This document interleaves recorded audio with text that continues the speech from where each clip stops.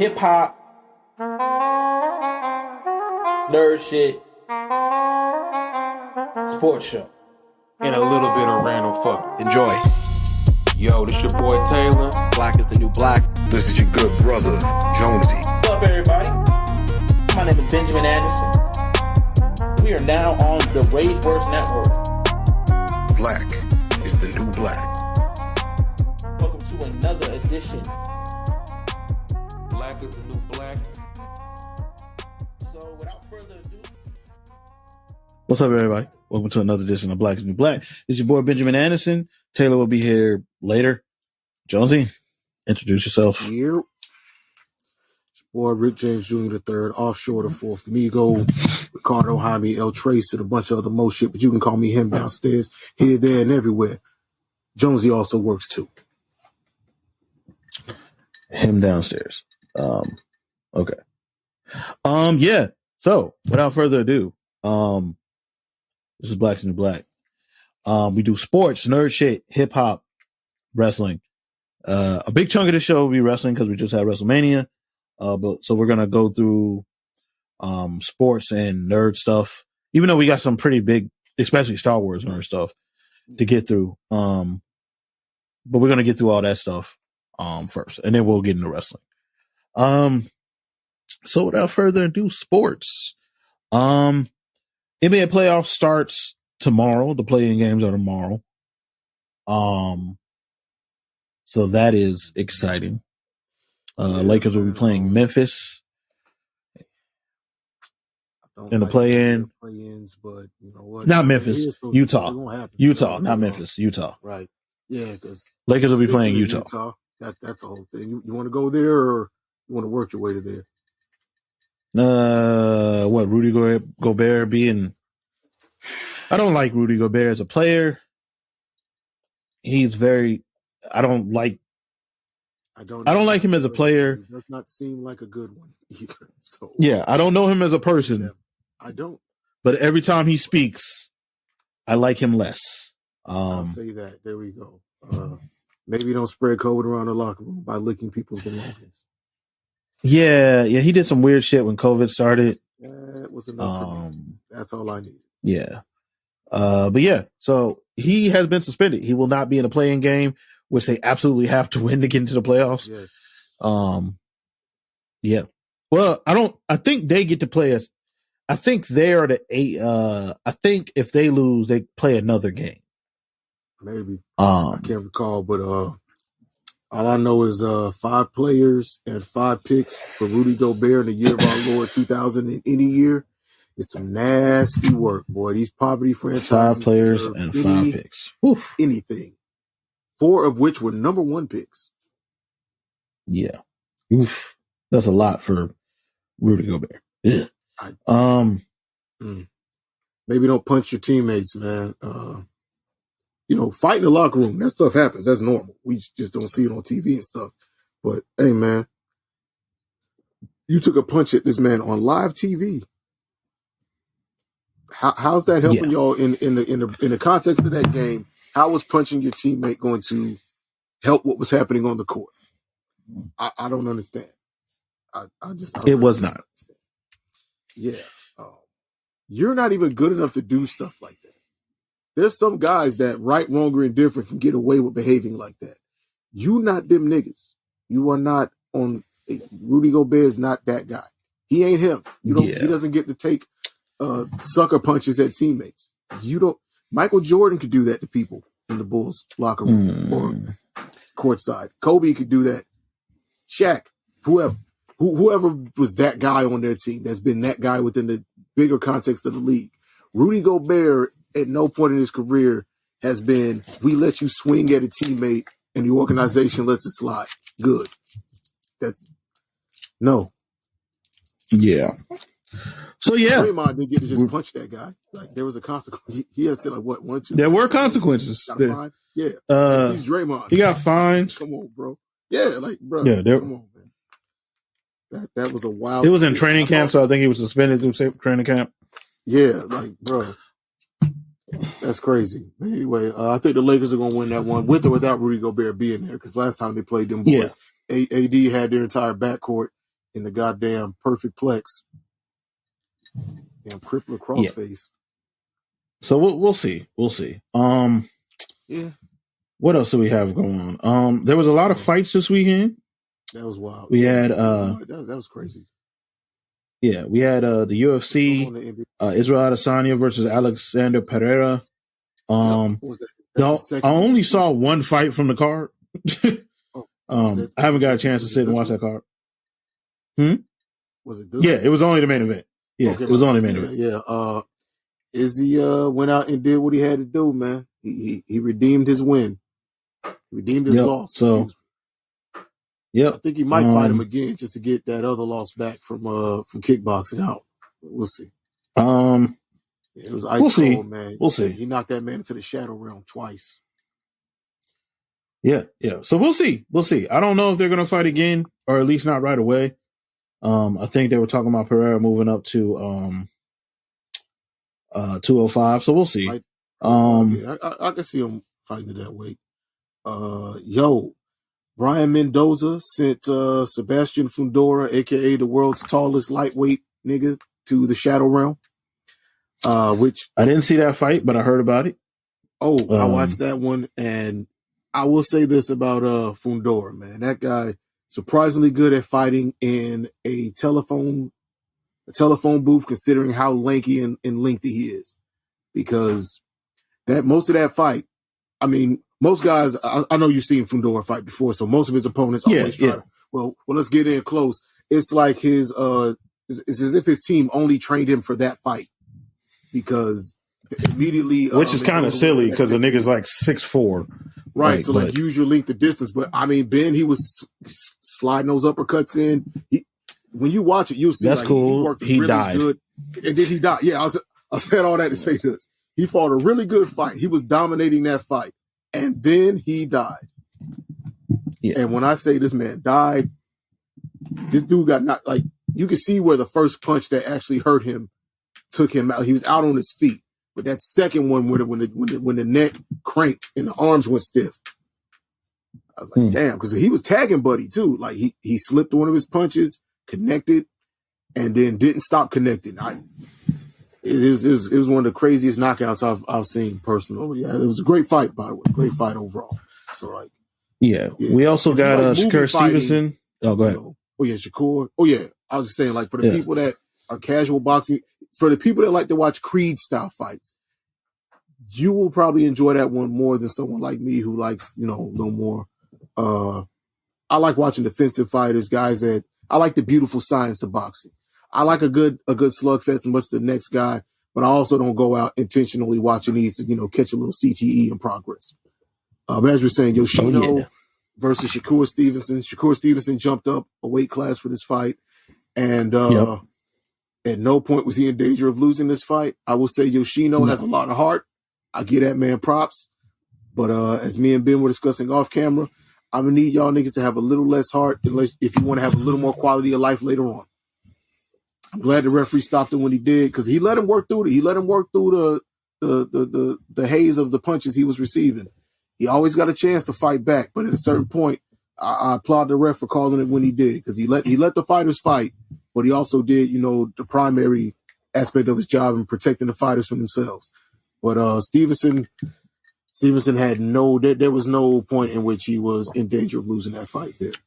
It wasn't a dog walk. So now if it had went all 12, so now he's decision. So now he's the number one contender for the winner of Devin Haney, Vasily Lomachenko, which happens next month, I want to say. I want to say next month, later, either next month or later this month. If it's April, then it's this month. I don't remember. I thought it was in May, but it might be in April. This month. I think it's later this month. Yeah. Speaking of, so that's and 4 belts are on the line in that fight. So if you're a boxing fan, definitely check that one out. Speaking all of the major lightweight titles, big fights: Errol Spence Jr. versus Terrence Crawford. According to Bleacher Report, we got a date and a location set as of 2 hours ago. So hopefully, oh really? Yep. Hopefully this sticks. I'm about to drop that intel. I did know that they. Man. Yeah. Well, this is the farthest we've gotten. June 17th. Okay. This is the farthest we've gotten as far as with this negotiation. you got a date and you got a venue. If that is the point, if we got a date, you said June 17th, I'm trying to make sure I'm off work. And I am not. I might be taking that day off. We'll see. Maybe. But yeah. Yeah, this is the farthest we've gotten in this with a date and a location. So apparently the actual like official announcement is going to be again during the Davis and Garcia. Garcia fight. Yep. The Gervonta Davis, Ryan Garcia fight. Yep. So we'll see. The final sports thing, because I don't want to spend too much time on sports, because like I said, we got a lot of wrestling to get to. The Baltimore Ravens signed Odell Beckham Jr.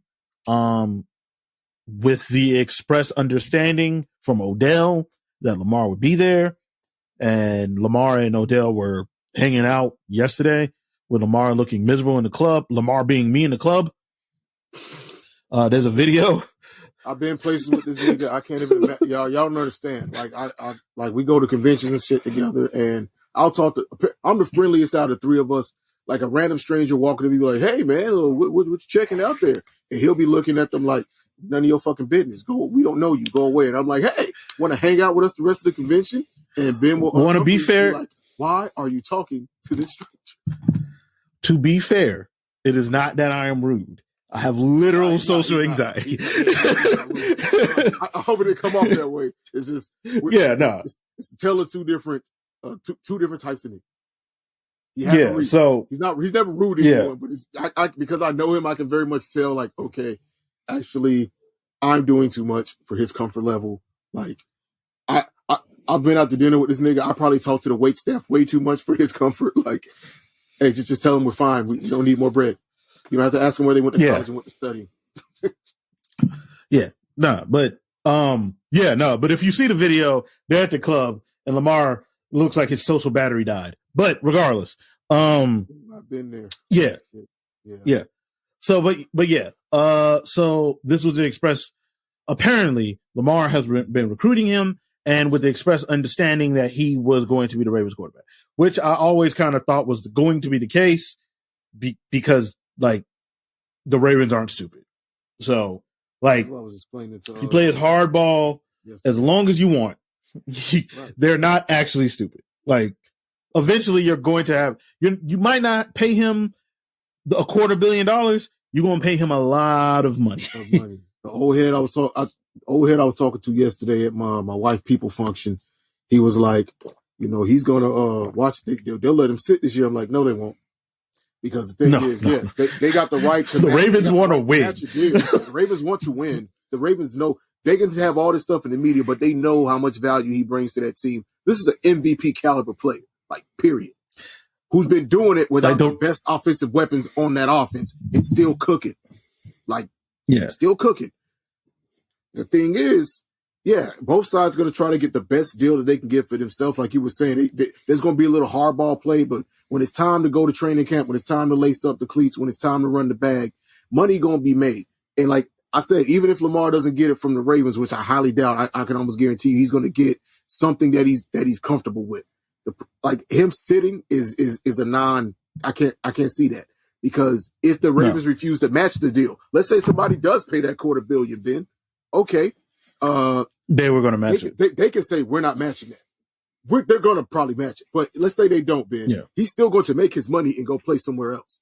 So that's why I was like, he might not be in Baltimore. But the Odell thing will be in Baltimore. The Odell thing kind of, it doesn't make it like, oh, he'll sign an extension, but he will be there. Like, getting Odell makes it very clear what the discussions were with Odell, the Ravens, and Lamar. If you get X, go ahead. I will be back. Oh, do we want to discuss what now? Oh, no, I said, do you want to discuss the slander, the young goat slander that's been going on in talk radio and the Twitters about certain people being better than the dude whose stats outclass all these other niggas that they want to put above him? Do we want to talk about the disrespect of Patrick Mahomes that's just somehow still continuing? See, I'm not a stat guy, as I said last episode. I watch. This is what I will say. if you are a talking head or a former player, mostly white old quarterbacks, and you say something like Joe Burrow is better than Patrick Mahomes, right? And your reasoning is, oh, Joe Burrow doesn't take sacks, or Joe Burrow runs the play how it's designed. My rebuttal to you would be like, look up every single one of their stats. And I don't mean like just like touchdown to interception. I mean like advanced stats, like EPA, expected points per play, sack rate, stuff like that. Look those up. They're not close. They're like all of them. Like interception rate, interceptable throw rate. None of the stats are close at all. Like, I don't want to like make it a big thing, like, cause it's ridiculous, but like none of these things are close. So let's not do this. And that's all I'll say about that. I think Jonesy had to step away for a second. Cause his camera's off. So I think he had to step away for a second, but yeah. Oh, he's back. I guess it was picking up my audio when I turned the camera off. That's weird. Anyway, all of the advanced stats, like you said, all the analytics support that Patrick Mahomes is him. So all the basic stats to the most advanced stats, all of them, all of them. We could talk more stats because I really want to talk. I don't know if, you know what? Okay. I got to hit this point because that did bother me yesterday. Anyway, I was around some older heads at my wife's people function, and one of them mentioned how LeBron doesn't take over games. He doesn't do what your star franchise player is supposed to do. He's never had that clutch gene. He's never had that killer instinct. And I'm like, did you not watch the reverse sweep on and he was like, well, how many points did Kyrie have during that series? I'm like, that's irrelevant. Kyrie is supposed, well, LeBron didn't have to put it on his back. I'm like, no player actually wants to do that. It's like, no matter what I said, and if you've ever had these talks in the barbershop as a guy our age or younger, you already know how, Ben, we go to the same barbershop. I know I don't talk to them. Yeah. I love them. I love my barber there. I don't get into, they start that conversation. I fall back. I know where it's going. And it's just, no matter what you like, I'm like, you can't say that. And then of course they balled up the playoff, the finals loss to Dallas and the getting swept by, they did get swept by the Spurs, right? But like the point, I'm like, okay. Yes, they did. Those things happened. He also, when he was like 22. He was 22 and he and Allen Iverson are two of the only men that can say they bought teams that bad to the damn NBA finals off of their sheer force of will. You can't say that you've never seen this man take over a game. That is bull. And he mentioned, and he brought up that talking point. It was a fun conversation overall. But like that talking point, he brought up that, and you know where I'm going with this. People feared Michael Jordan stepping onto the court. No one has ever feared LeBron James. And I'm like, cool. He also said the old game was more physical. I'm like, look, all that bully defense and just hitting people and attacking people is not good basketball. I said the game is more physically taxing now. You got point forwards and point centers that can fast break with guards. I'm sorry. These dudes are bigger, stronger, faster. He's like, what dudes from today? He asked me what guys from today could play with guys back then. And I'm like, hey, man. He's like, well, you went back to talk about the Bob Pettises and all these old guys that you didn't bring up. You didn't bring up them 90s Knicks teams. I'm like, those 90s Knicks teams were very talented. They were great teams. No, they weren't. They actually weren't. They actually, really? For the time.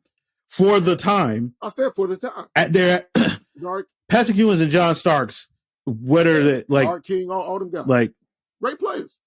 Now, Bernard King was before that time. We were talking 80s and 90s because, he's from that era. I was about to say, you just combined two. Like, yeah. That's context for full context. Nigga, are you drinking a juice box? A Kool-Aid jammer. Sir, if you don't get some damn scotch like a man. I wanted a Kool-Aid jammer. Anyway, we were talking, there are guys that kept bringing were 80s and 90s guys. They're like, you keep bringing up, okay, yeah, there was a lot of goons, but what about guys that didn't have to goon, but were also tough defenders, like Dennis Rodman, and then he started going through a list of guys, and I'm like, Dennis Rodman was a goon. I mean, he could be, but he also knew how to finesse. But like, he did, but he was also. I'm not saying you're wrong. Oh yeah, Dennis Rodman would tell you he's a goon. Yeah, he was allowed to be, and he took full advantage of it. But he could also, we saw him play when they started to crack down on that stuff, and he was still the damn worm at that point. the Gary Paytons, those guys like that didn't have to, the John Stocktons, guys that had the fast hands. Danny Ainge was a damn irritant, but like he could also not foul you. He just made you mad because he was that quick with his hands and everywhere on the court. They also would get cooked. They also would get cooked. Yeah, that's what I was working to. I'm sorry. And I the point that we have, like when we talk about this, I probably brought this up on the podcast before. But if you're telling me that you're gonna beat up Kevin Durant, I mean, all right, but he doesn't have to go in the low post with you. He would have been he's a mutant now. Could you imagine if that nigga went out there in 1986 and was like, okay, I don't want to get beat up by Jalen Parrish. I'm just gonna drain threes from here for the whole game. And he wouldn't. He just wouldn't come out here and guard center. Me. Yeah, so he just you're gonna wouldn't play punch me in the face and foul me, and I get to shoot 3 for free, or you're gonna just take these shots to the face. He just wouldn't play center. I don't like having LeBron James. Yes, because somehow in your brain, in your old head brain, he can't hit these guys back. This dude whose natural rate is probably around 280, 290, possibly 300 pounds, and fast as hell. You're gonna bully him, and he's not gonna do anything back. He's the size of Karl Malone. Y'all weren't bullying Karl Malone. These guys have that. It's like modern players that get hit and just cry to the ref. If these niggas are allowed to, he's like, well, it don't matter the era. How come they don't do it now? Because they're good enough to not have to do that. They don't have to do that. That's also not how they want the game played. That's literally not how the NBA wants the game played. There's multiple. Like the NBA has actively, the NBA actively doesn't want the game played that way. Regardless, I don't like having these conversations with old heads sometimes because they don't be knowing what the hell they're talking about. But regardless, stats. Yeah, they don't matter. Jordan never cried for a foul, Ben. Jordan never cried for a except when he got the NBA to change the rules so the Pistons couldn't beat his ass anymore. To be fair, I would have too, because the Pistons they would out here tackling niggas. But regardless, moving on. This man's on a fast break and they pushing this man. I used to hate niggas because remember when Mike had he had that layup and I don't know who it was, but he came behind, like grabbed him by the knees and pushed him forward. Like, what is wrong with you? That is not basketball. Yes, they were trying. No, put a nigga in the deadly death drop. That's not defense. Nigga, you and 4 other niggas can jump on a court and like jump a nigga and be like, we're the greatest defensive team in Blythewood Gym history. No one scores on us because we punched them in the dick. Dick punches. But yeah. So moving on to nerd shit. You want to start with Star Wars stuff, or you want to start with where you want to start? Let's do the Rex while stuff is still kind of fresh on our minds. I know I didn't list everything that you or I might be watching. I'll try to think of. I put returning anime series for the spring first. Then I got like the new stuff.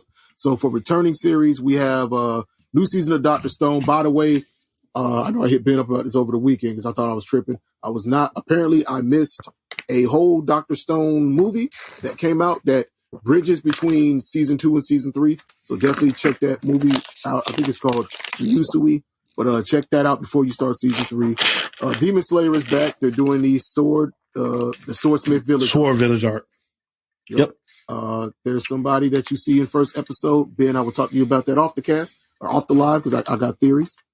Nigga, I've read the entire manga. Like, I know what's happening. I don't want to spoil anything for anyone that, not ahead or caught up. Ancient Magus' Bride is back. I thought that was a one and done series. But of course I saw that. I was like, what are they doing? 2 episodes left in the series, I kind of like fell off. So I got to finish those and then start this new season. I wonder what. I got to finish. Beautifully animated show. Cool little slice of life. Well, it is more of a slice of life. It's a slice of life. Yeah, it's a slice of life. Speaking of slice of life, since we're moving on to new things that are coming out. A Galaxy Next Door is a cool little slice of life series I started. I'm checking out a couple other things. Taylor could probably, I wish he was here because he keeps track of a lot of good slice of life shit that comes out. Ben is a coward, so he doesn't watch slice of life. Just like I enjoy my anime to be things like Hell's Paradise, which that was literally next on the shit is great. Great segue. Shit is great. It is. Is that Mappa? That's Mappa, right? Mappa's doing that one? Yes, that's Mappa. Yeah, Studio Mappa is out here about to go to prison like them Ufotable niggas or UFO table. I love in the second episode, Gamiru was like, yo, I don't want to kill these people.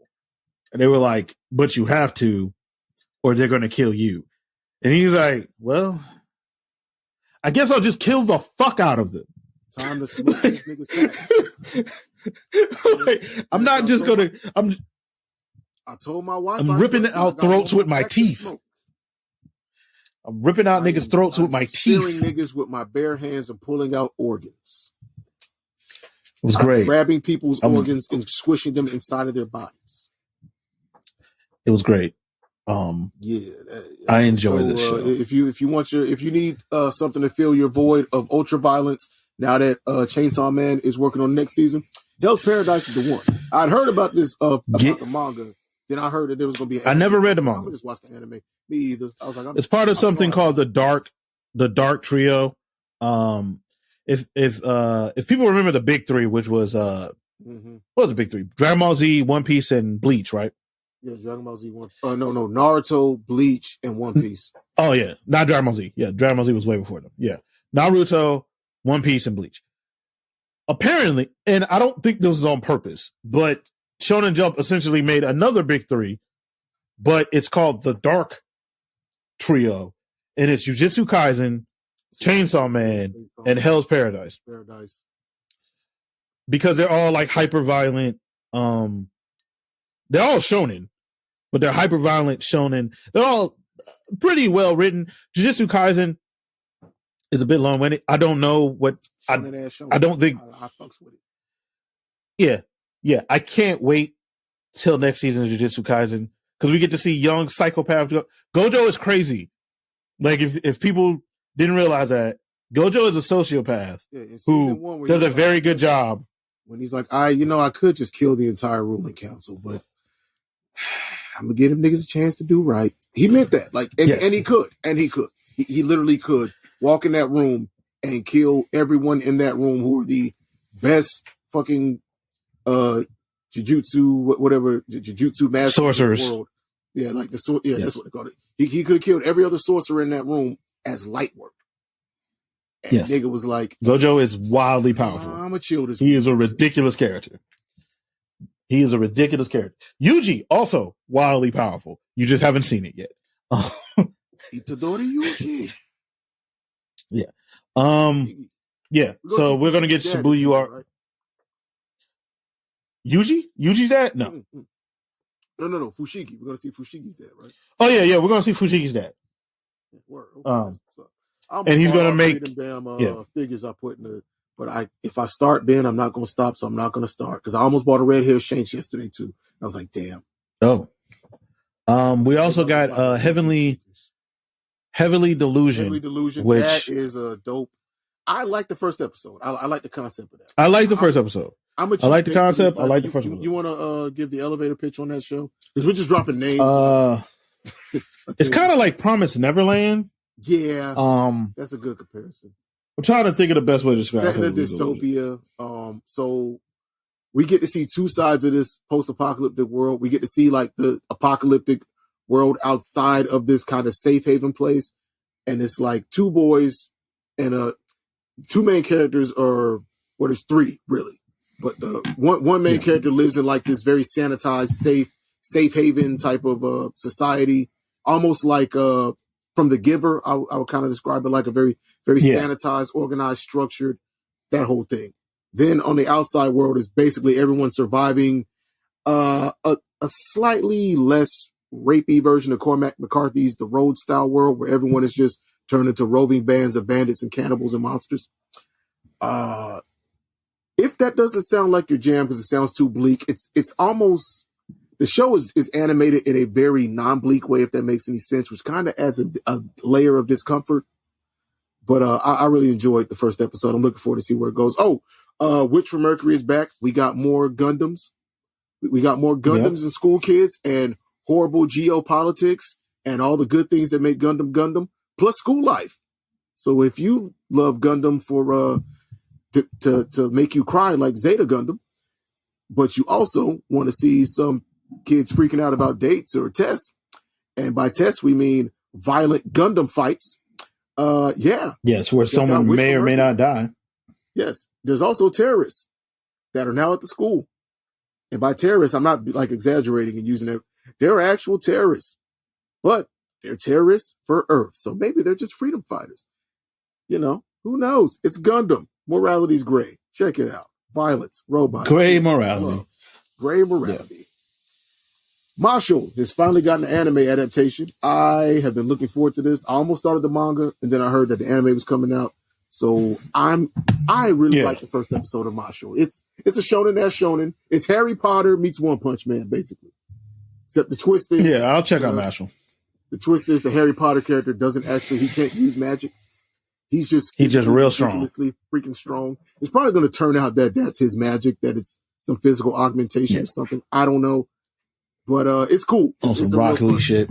He can basically imitate feats of magic with just pure fucking Brock strength. Yo, that's a good example. He's Brock Lee. He can't use ninjutsu, but he's a taijutsu god. Yeah. Hero. Did you watch that one? Yeah, we talked about this in the chat. I watched the first episode. I'm not gonna spoil anything in the second episode. My home hero is if you're a dad, you will understand immediately. The main character. Fully understood. Yep. I fully understood. Fully understood. This isn't even spoilers. So the main character is a mystery writer, like in I don't know if y'all familiar with the TNT series. Was it TNT Castle, where Nathan Fillion played the murder? Yeah, he's like Castle. He like was Castle on TNT? I know it used to come on there. I don't know in syndication. I think that was reruns. I think it was an ABC show. True. Yeah, I think it was ABC. Syndicated on TNT. This guy like sometimes does consulting work with the police, and he finds out that so that's how he's gonna get away with murders. Is in a abusive nigga. This next episode, bro. He finds out his daughter is in an abusive relationship since she moved away from this small town to Tokyo. And not only is she in an abusive relationship, she's in an abusive relationship with a nigga whose dad is a Yakuza boss. And let's just say he does what daddies do. And because he's a mystery writer and has to like come up with all kinds of ingenious ways for his characters to commit crimes, he does what a good father does, and he handles that. And then him and his wife immediately, she already knew about the abuse, was like, she was with the shits. Yeah, wifey is a real one. She was like, she walks in, she sees the body, she's like, oh, that nigga finally went too far. Bet. Like, so what are we doing, husband? How are we protecting our daughter? And so it's like, you got like a tale of two fathers, both who want to protect their kids, except one of their kids was a shitty, abusive, cheating, literary, all the memes. This nigga is literally all the toxic memes about black men that happen on black Twitter about relationships. He's all of those things. Like, I mean, Ben, he really is that. He's that nigga. I was there. And, I saw the first episode. Yeah, you were there. And dad gets him out the paint. So it's kind of a cat and mouse game, psychological battle. If you enjoy things like Death Note, the battles, the kind of intellectual chess game between L and Light Yagami, you'll really fuck with this anime. Don't sleep on this signing, man. It's really, really dope. Yeah. All right, so that's our spring season anime recommendations. Check those out. We also got Stone, Demon Slayer, Gundam, Witch from Mercury, Ancient Magus' Bride, Hell's Paradise, Heavenly Delusion, Mashle, My Hometown Hero. Check those out.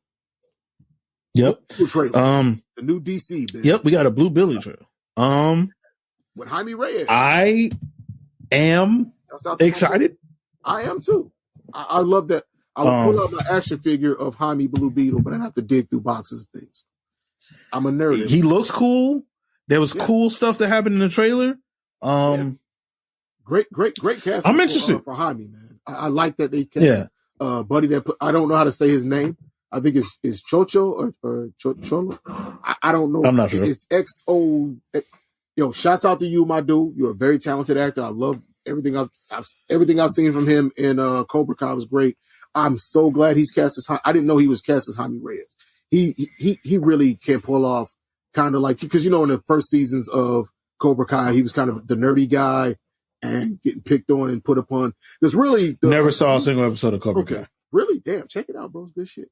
But Jaime Reyes is basically DC's best version of Spider-Man they ever pulled off.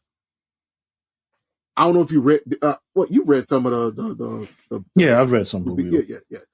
the Dan Jurgens and the Dan Abnett and Andy Lanning stuff. Like great stuff. Check those comics out if you haven't.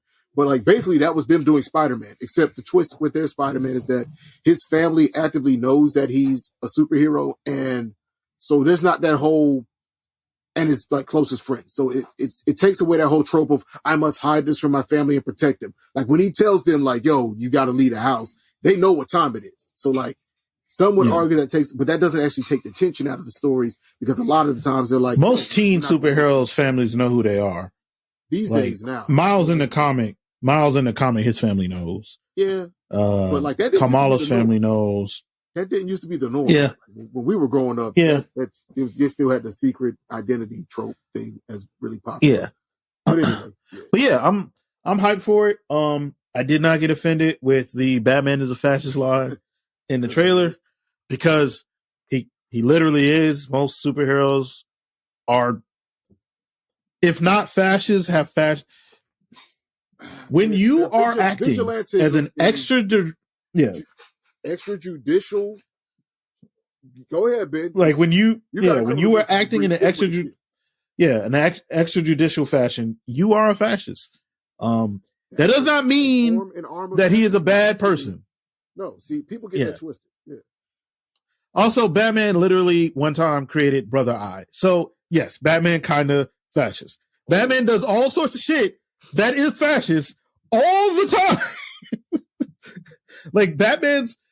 Batman means well. Batman be out here violating all sorts of rights all the time. But yeah, don't get too wrapped up in that. I've seen nerds get real in their feelings about, oh God, Batman's a fascist, blah blah blah blah blah. Please don't get too wrapped up in that. But yeah, I'm really hyped for the movie. Woke DC is woke. Seriously, y'all, if you haven't read the OMAC project, yeah. So there was a story called Tower of Babel, in which Batman had protocols in case he ever had to take down the Justice League, in case they became like basically the Justice Lords from the Justice League Unlimited series. And that didn't go over well. You know what? While Batman was actually wrong in that story and wilding, I will give him, that was a cool ass Batman moment where he like doesn't even wait for their vote, because I think they voted to let him stay on the league, but Batman was like, suck my ass, you can't judge me. Just gets on the teleporter, bounces, my nigga Boogie, and then was like, yo, bring it back to Outsiders. Let's fucking go. And like Batgirl, Oracle joins on, and Huntress join on like, hey, we're here to do, I guess, we're here to be the Bat representation for the Bat family on the league now. And everyone's like, well, we voted to not kick Bruce off. Green Arrow was like the last determining vote to be like, actually, Bruce had a point. What if y'all niggas lose your shit? What if you're mind controlled? What if the only problem is that it fell into the wrong hands? But like, there needs to be somebody watching us. Like one of my favorite episodes of Justice League Unlimited is the one where I think me and you talked about this one, but the one where like they try to make Waller the bad guy, but Waller is absolutely correct. You have a giant space laser that can raise a city. Maybe we should. She is correct. Be doing that. She's still Waller. She was correct, still evil, but also Amanda Waller. Yes, but also Amanda Waller. She can be right, but she is still Amanda Waller. And she is going to take that I am right and bend and stretch that as far as she can. Like you'll be down with Waller. Like, yeah, I am right. So I'm gonna clone Superman I'm gonna clone Superman clone Supergirl and send her to kill y'all. I am right. I'm going to like team up with Lex fucking Luthor to do a bunch of shit. But I am right. They had a space cannon, and somehow for her, they had a space cannon into cloning super soldiers that cannot be controlled. Cloning super soldiers. Oh yeah. The Super Friends that they cloned. The Super Friends. I forgot what were they called? I forgot what they were called. Oh fuck! But they had references. The Ultraman. The Ultraman. Or were they? Yeah, I rewatched Justice League Unlimited a couple months ago. So moving on to Star Wars. If y'all don't know, me and Jonesy are both big Star Wars fans. We are not those type of Star Wars fans. Leave them niggas, stuff them niggas in lockers. Despite the fact that we grew up reading EU comics and novels and playing all the video games and stuff, we somehow did not, we don't need to show you on the doll where the new trilogy touched us. I did not enjoy where the women in the... Oh, the women I did not either. Blacks and the minorities who just took our Star Wars and ruined it.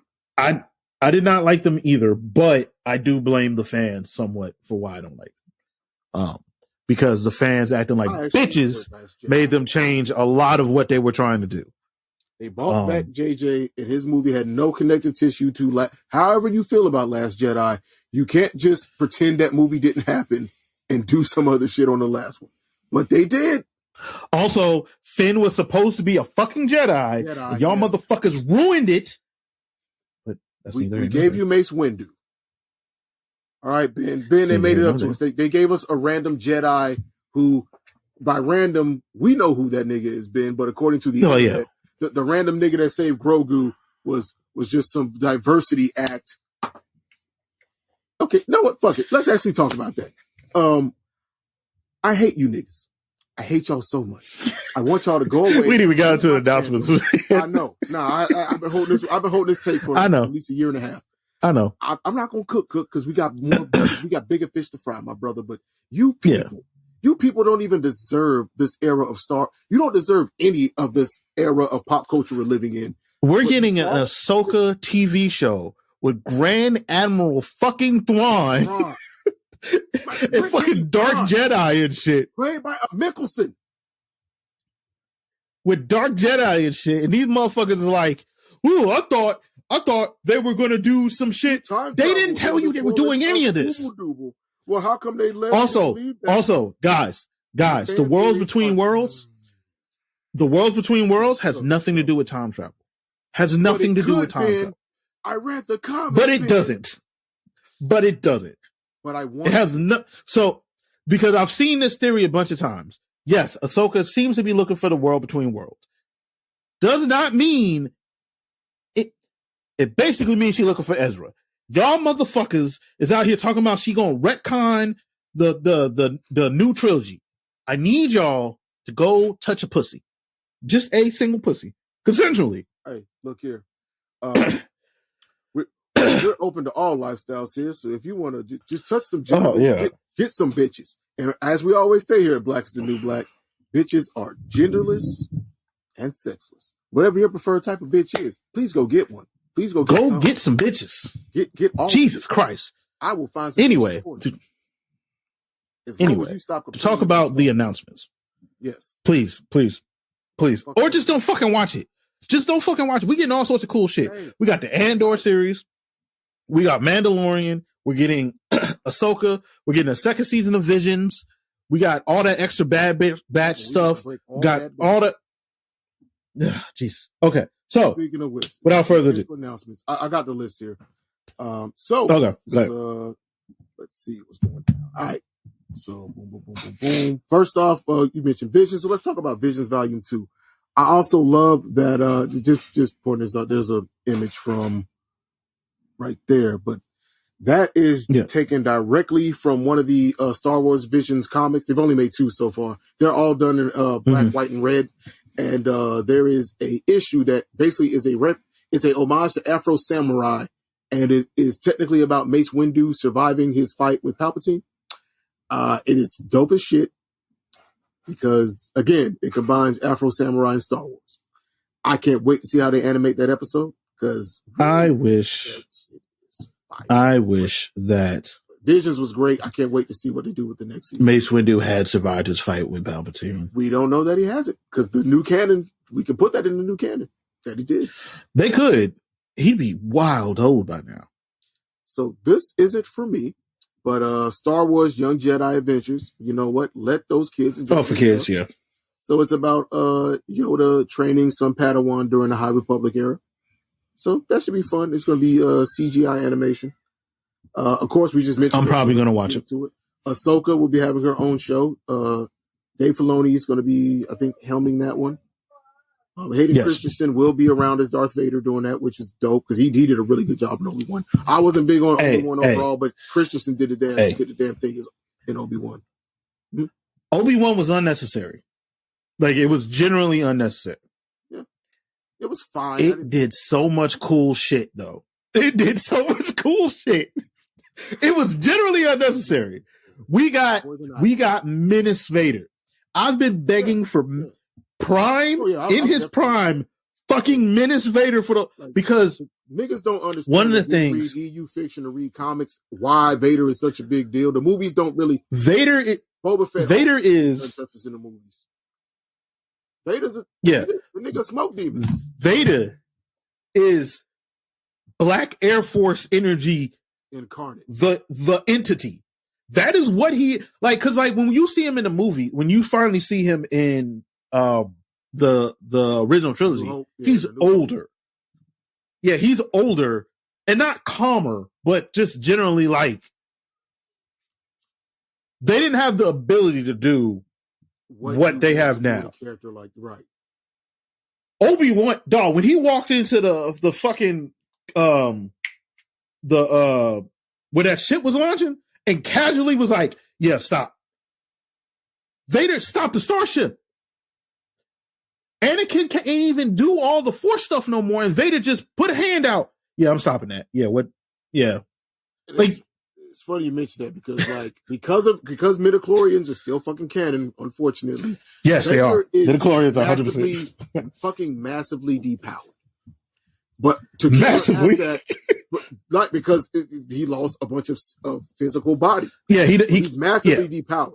And he's still one of the strongest Jedi in existence. Probably second in raw power only to the Emperor at that time. Maybe Yoda basically. And the Emperor but Yoda at that time wasn't like a... He probably would have fucked up Yoda. Yeah. He probably would have fucked up Yoda. The Emperor... Because he would have... Yeah. The suit that the Emperor gives him also keeps him in constant agony and pain, which makes him angry. Yes. Which he's just mad. His loss... Yeah. This nigga's just constantly in pain and mad. So this nigga's like, to counteract all the midichlorians he lost, the Emperor put him in a living torture suit that he has to live. Yeah. So it's like the way the degree to which this nigga hates the Emperor in Star Wars canon is phenomenal. And I wouldn't mind just watching a Vader series starring Christensen going around. I would love a Vader series. Just adapt. Where he's just like constantly trying to kill the Emperor all the time. Just adapt the Kieran Gillen series and put that on TV. There is still money in prestige television and having like a morally compromised protagonist. Do Sopranos with Vader. Yes. Or Breaking Bad. Because Vader, I don't think people understand this. Like, there was the scene in the original trilogy where like we could rule the galaxy, we could stop the Emperor. That is not like a passing thought. No, that is all this nigga thinks about. The moment That's he learns all that he ever thinks about. Luke Skywalker is still alive. The moment he learns that his son lived, at least one of his children survived, his plan from that point is, oh, well, I mean, nobody really follows the rule of two. I'll flip you, and then we'll kill the Emperor. Nigga, it ain't even, no, it's before that. The moment Padme died, the moment that nigga woke up, he was like, I hate you. You specifically. Yeah. I hate Obi-Wan too, but for like different reasons, because I'm a child. But you specifically, I hate you a lot. I want to kill you all the time. I love that that Palpatine was like, "Hey, my boy, ain't my fault you didn't know how to read your visions. If you can't, I also love be a little nigga. You might have had read the vision correctly. Damn, you hate to see it. I also love that in Obi-Wan, Vader was like, "I'm not your failure." Like, I thought that was important. We'll get to the rest of that. We didn't really discuss this on the show. I thought it was really important. Vader, while being extra mad all the time, is not like unconscious of like, yo, I was betrayed and kind of like, I was betrayed and fucked over. He is aware of that, but he too far gone the other way to like not keep doing that. Nigga said he done been gangbanging and doing too much dirt to go legit now. Hey, cuz, he don't. Yeah, so that moment in Obi-Wan was really dope. We had a moment like that in Rebels too with Ahsoka. Those last two episodes, I really did enjoy. I'll say that, and that was because of Hayden Christensen's performance as Vader in those last two. Yes, because Vader is cool, Boba Fett is cool. Vader is cool. Let's get that. Like, I love that moment where he was like, "I'm not your failure." Boba Fett a joke, which I'm like, nigga, he was a joke in the movies. He popped up, apologized to Vader for daring to try to getting mad for altering the terms of the deal, and then got knocked. Which isn't something Boba would probably do. A Sarlacc pit by a blind Boba Fett, Chewie where? Pink, like in the most cartoonish, goofy ass death that they gave the character. Like, I thought Boba Fett was cool because I read EU stuff as a kid. I'm like, oh, and I read like comics and like novels, and I'm like, yo. Which they adapted part of the EU, like how he got out of the Sarlacc pit and stuff. Yeah, that's straight out of EU. Okay, next thing. I don't know, but keep going. We got a lot of Star Wars. It's a celebration of Star Wars year. John Watts is going to be directing. John Watts, director of the last Spider-Man trilogy of films, the MCU ones, is going to be doing a show starring, Jude Law and a group of kids set around the same time as Mandalorian. That's about all we know generally, but Watts describes it as a throwback to 80s movies like The Goonies, and as well as comparisons to Everything Everywhere All at Once. Director Daniel Kwan and somebody else that worked on Everything Everywhere All at Once is going to be directing an episode, but John Watts is going to be show running, and like you said, it's going to be something that's kind of very similar to like The Goonies, Stand By Me, those kind of child adventure movies. So that sounds dope. We got Andor season 2. I don't know if you watched Andor yet. I'll be the first to admit when this shit was announced, when they announced season 1, I was like, I didn't care about that nigga. I liked Rogue One's probably the only one of those movies I liked out of the new modern movies they made, but I also wanted this shit to end 45 minutes early. I didn't really care about Andor in that, despite the actor being very charismatic and very good at his role. But in the Andor, the series, season 1, I stand by that. I stand by that. I stand by that series. Definitely check that joint out. If you have not watched it, watch it and get ready for season 2. It covers so much. It's a really heavy show. It's everything I want from Star Wars, basically, as a grown ass man now. I want them to actually show me why the Empire is bad. Show me what happens to what they do to worlds. Show me how the Empire didn't address the corruption of because the Republic was fucked up too. And the Jedi Order is on some. Yes, the Republic was. I'm the first to say, fuck the Jedi. Them niggas was a fucking religious cult. They protected a corrupt system that was, them niggas, Mace Windu literally went and stole Force-sensitive children from their families. Them niggas were a fucking cult. Mace Windu, for those who are unaware, Mace Windu not a good person. Was very morally, Mace Windu was not far from being a Sith. Like, he was Mace Windu did all sorts of shit that you were like, hey, it's a bit extreme there. Mace Windu was a Christian crusader from the actual Crusades. That is what he is. He's a dyed in the wool believer in the Jedi way. And the Jedi way, I hope they sort of, because Mace Windu dabbled in the dark side some. Well, not dabbled. His lightsaber style was as close as you can get to using Sith aggression without teetering over the line. It was the most aggressive form of, because he didn't use things like the pad and stuff like that. Yeah, nah, the pad. But we know way too much about this shit. Yes, we are Star Wars nerds. we did not lie to y'all. We told you this up front. No. This in wrestling will probably be the large portion of today. Welcome to Scaring the Hoes Hours. All right. Scaring the Hoes. We got to get a sound audio clip of that from the album. Yeah. From the actual track. Stop Scaring the House. That song is great. If you have not listened I'll try to see. Yes. We got a soundboard now, y'all. I'll try to see if I'll try to see if we're going to get that Tiana Trump sound effect going for y'all. Don't worry. You should just name that one Gok Gok 9000. All right. So, Star Wars. All right. Acolyte. I'm all about segues. Star Wars. I'm looking forward to the Acolyte. I didn't even remember. I'm not even entirely sure what this shit is going to be about. I was like, I don't remember what this one was about, but it had a cool ass name and a cool ass logo. I don't think they've actually explained what Star Wars the Acolyte is. If y'all have watched Russian Doll, the creator behind that is behind this. It's going to be a Star Wars mystery focusing on a former Padawan who teams up with a Jedi Master. The cast includes Squid Game's Lee Young-jae, Daphne King. She was in Logan, His Dark Materials. She played X-23. Manny Jacinto.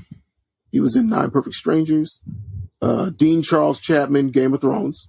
I can't remember what role that person played in Game of Thrones. Carrie Ann Moss from The Matrix will be in this. And Chewbacca actor Juna Suotamo as a Wookiee Jedi. Interesting. Oh, sweet. Dope ass. I have been begging. Series. I've been begging for the longest for us to get shows with Jedi doing cool Jedi shit. Because I think one of the things that we missed out on, and one of the reasons I was so annoyed with the newer series, is you tell us Jedi are cool. We got it in Clone Wars that they were cool, and some in Rebels. Show us the Jedi at the height of being Jedi, where Jedi are essentially space ninjas, space wizard ninja men. Space wizard ninja samurai. I want to see space wizard ninja samurai doing space wizard ninja samurai stuff every now and again. Like, let me get some of that. Hey man, High Republic. So, yeah, High Republic. So, we got a Lando series. This has no date. Who is playing Lando? That's what I want to know. They don't, because it's slated, but they do not know. There's no guarantee that Glover's going to be involved again. This was they initially announced Lando in December 2020. It has not been officially canceled off the slate because there's been Marvel did a big drop of things that would be canceled. Well, excuse me, Disney did a big drop of projects they're dropping. But Lando was not listed. There's a lot of Star Wars stuff in there. So let's see. Untitled Charmin Obaid Chinoy Star Wars movie. Oh, okay, this thing. This is the one that was previously going to be done by Damon Lindelof. So we're also getting Stephen Knight, the Ray screenwriter. He did Peaky Blinders, Locke, and Serenity. Oh, okay. And the director of Miss Marvel is going to be directing this. I like the direction style of Miss Marvel, so we'll see. I mean, the show, it was an enjoyable show. I watched it with my family, but I'm not the target audience for that. But it was a good show. All right, so let's see. We got a lot of stuff. Oh, Daisy Ridley will reprise her role as Rey in whatever movie they're going to do, and this is going to be about where she's apparently trying to rebuild the Jedi Order. All right, so I will give some thoughts on that. Go ahead. Because we got a couple more. We got more announcements. Go ahead. I am interested to see on what they do. I think they understand. They very clearly understand. Yeah, they very clearly understand that. Yeah, where they went wrong, because everything they've done post that new trilogy has been like, okay, we kind of fucked up here. Let's reset and kind of figure out where we're going from here. I think if it fits the tone of everything else they've done, I'm interested in it. And bring back Finn. And do John Boyega right. Have that man be a Jedi or something. Because he should have been a Jedi. That was they were purposely hinting that. And then y'all motherfuckers lost your goddamn minds. So we'll see. We'll see. I'll be interested to see. Time heals all wounds, but like last time John Boyega spoke about this franchise, he was very clear, very blatant that. No, he said it not too long ago. He said he'd come back. Okay. Yeah, he said he'd come back, but you're not putting me on he said I'd come back, but I won't be on Disney Plus. You're not gonna his exact words, you're not gonna Disney Plus. So wow, that's where if it's good enough for Andy Serkis, sir, but hey, brother, do you? You know what I'm saying? If it's good enough for fucking Stellan Skarsgård, I would think. Yeah, his exact words is that he would come back, but I won't be on Disney Plus. Okay. Basically. You know what? Hey, bro. He said you won't Disney Plus me. Know your worth, in charge of shipping and handling, taxes and interest. I ain't mad at you, bro. Do you? Okay. All right. Untitled Dave Filoni Star Wars movie. Yeah. It's about time they gave Filoni a movie. He's been doing great stuff on TV. So yeah, he's been doing Mandalorian, Book of Boba Fett, which your mileage may vary on that. I had a ball watching it, and he's in charge of Ahsoka. Interested to see if his movie would be the I guess the end of Mandalorian would be his movie. Maybe. I don't know. The speculation. So the speculation is that with all the cloning stuff and the post-Imperial kind of like splinter movements, that it might focus on filling the gaps between how Palpatine came back and, you know, basically the rise of the First Order might be the movie. That's the speculations based upon what he's been focused on in his other projects. Because there has been like a running line of Imperial separatist movements still being a thing at this time period that he's been working in within the Mandalorian. And I do wonder in the Daisy movie, do we see Grogu? Because Grogu is 100% canon. Grogu is not dying at the end of Mandalorian. So I would be interested to see when or how he is interjected into main life. Because this would be like 30 years have passed since the end of Mandalorian, or wherever we are in Mandalorian by the time we got to whatever Daisy Ridley's movie would be. So I wonder if we get him. All right. So we got an untitled James Mangold Star Wars movie. James Mangold, if you're unfamiliar, is the director of Logan and Ford versus Ferrari. He will helm a Star Wars movie set in the distant past, some 25,000 years before the original trilogy Star Wars era. So this is going back to the Dawn of the Jedi. Mangold's take on the earliest stages of Star Wars will be a biblical epic like the Ten Commandments about the dawning of the Force. He also mentioned that he would explore questions like, where did the Force come from? When did we discover it? And when did we learn how to use it? I personally am not super interested in answering questions like that. I think something should remain. I'll put it this way. Wolverine was more interesting before we got Wolverine Origins and then everybody trying to do their Wolverine Origins.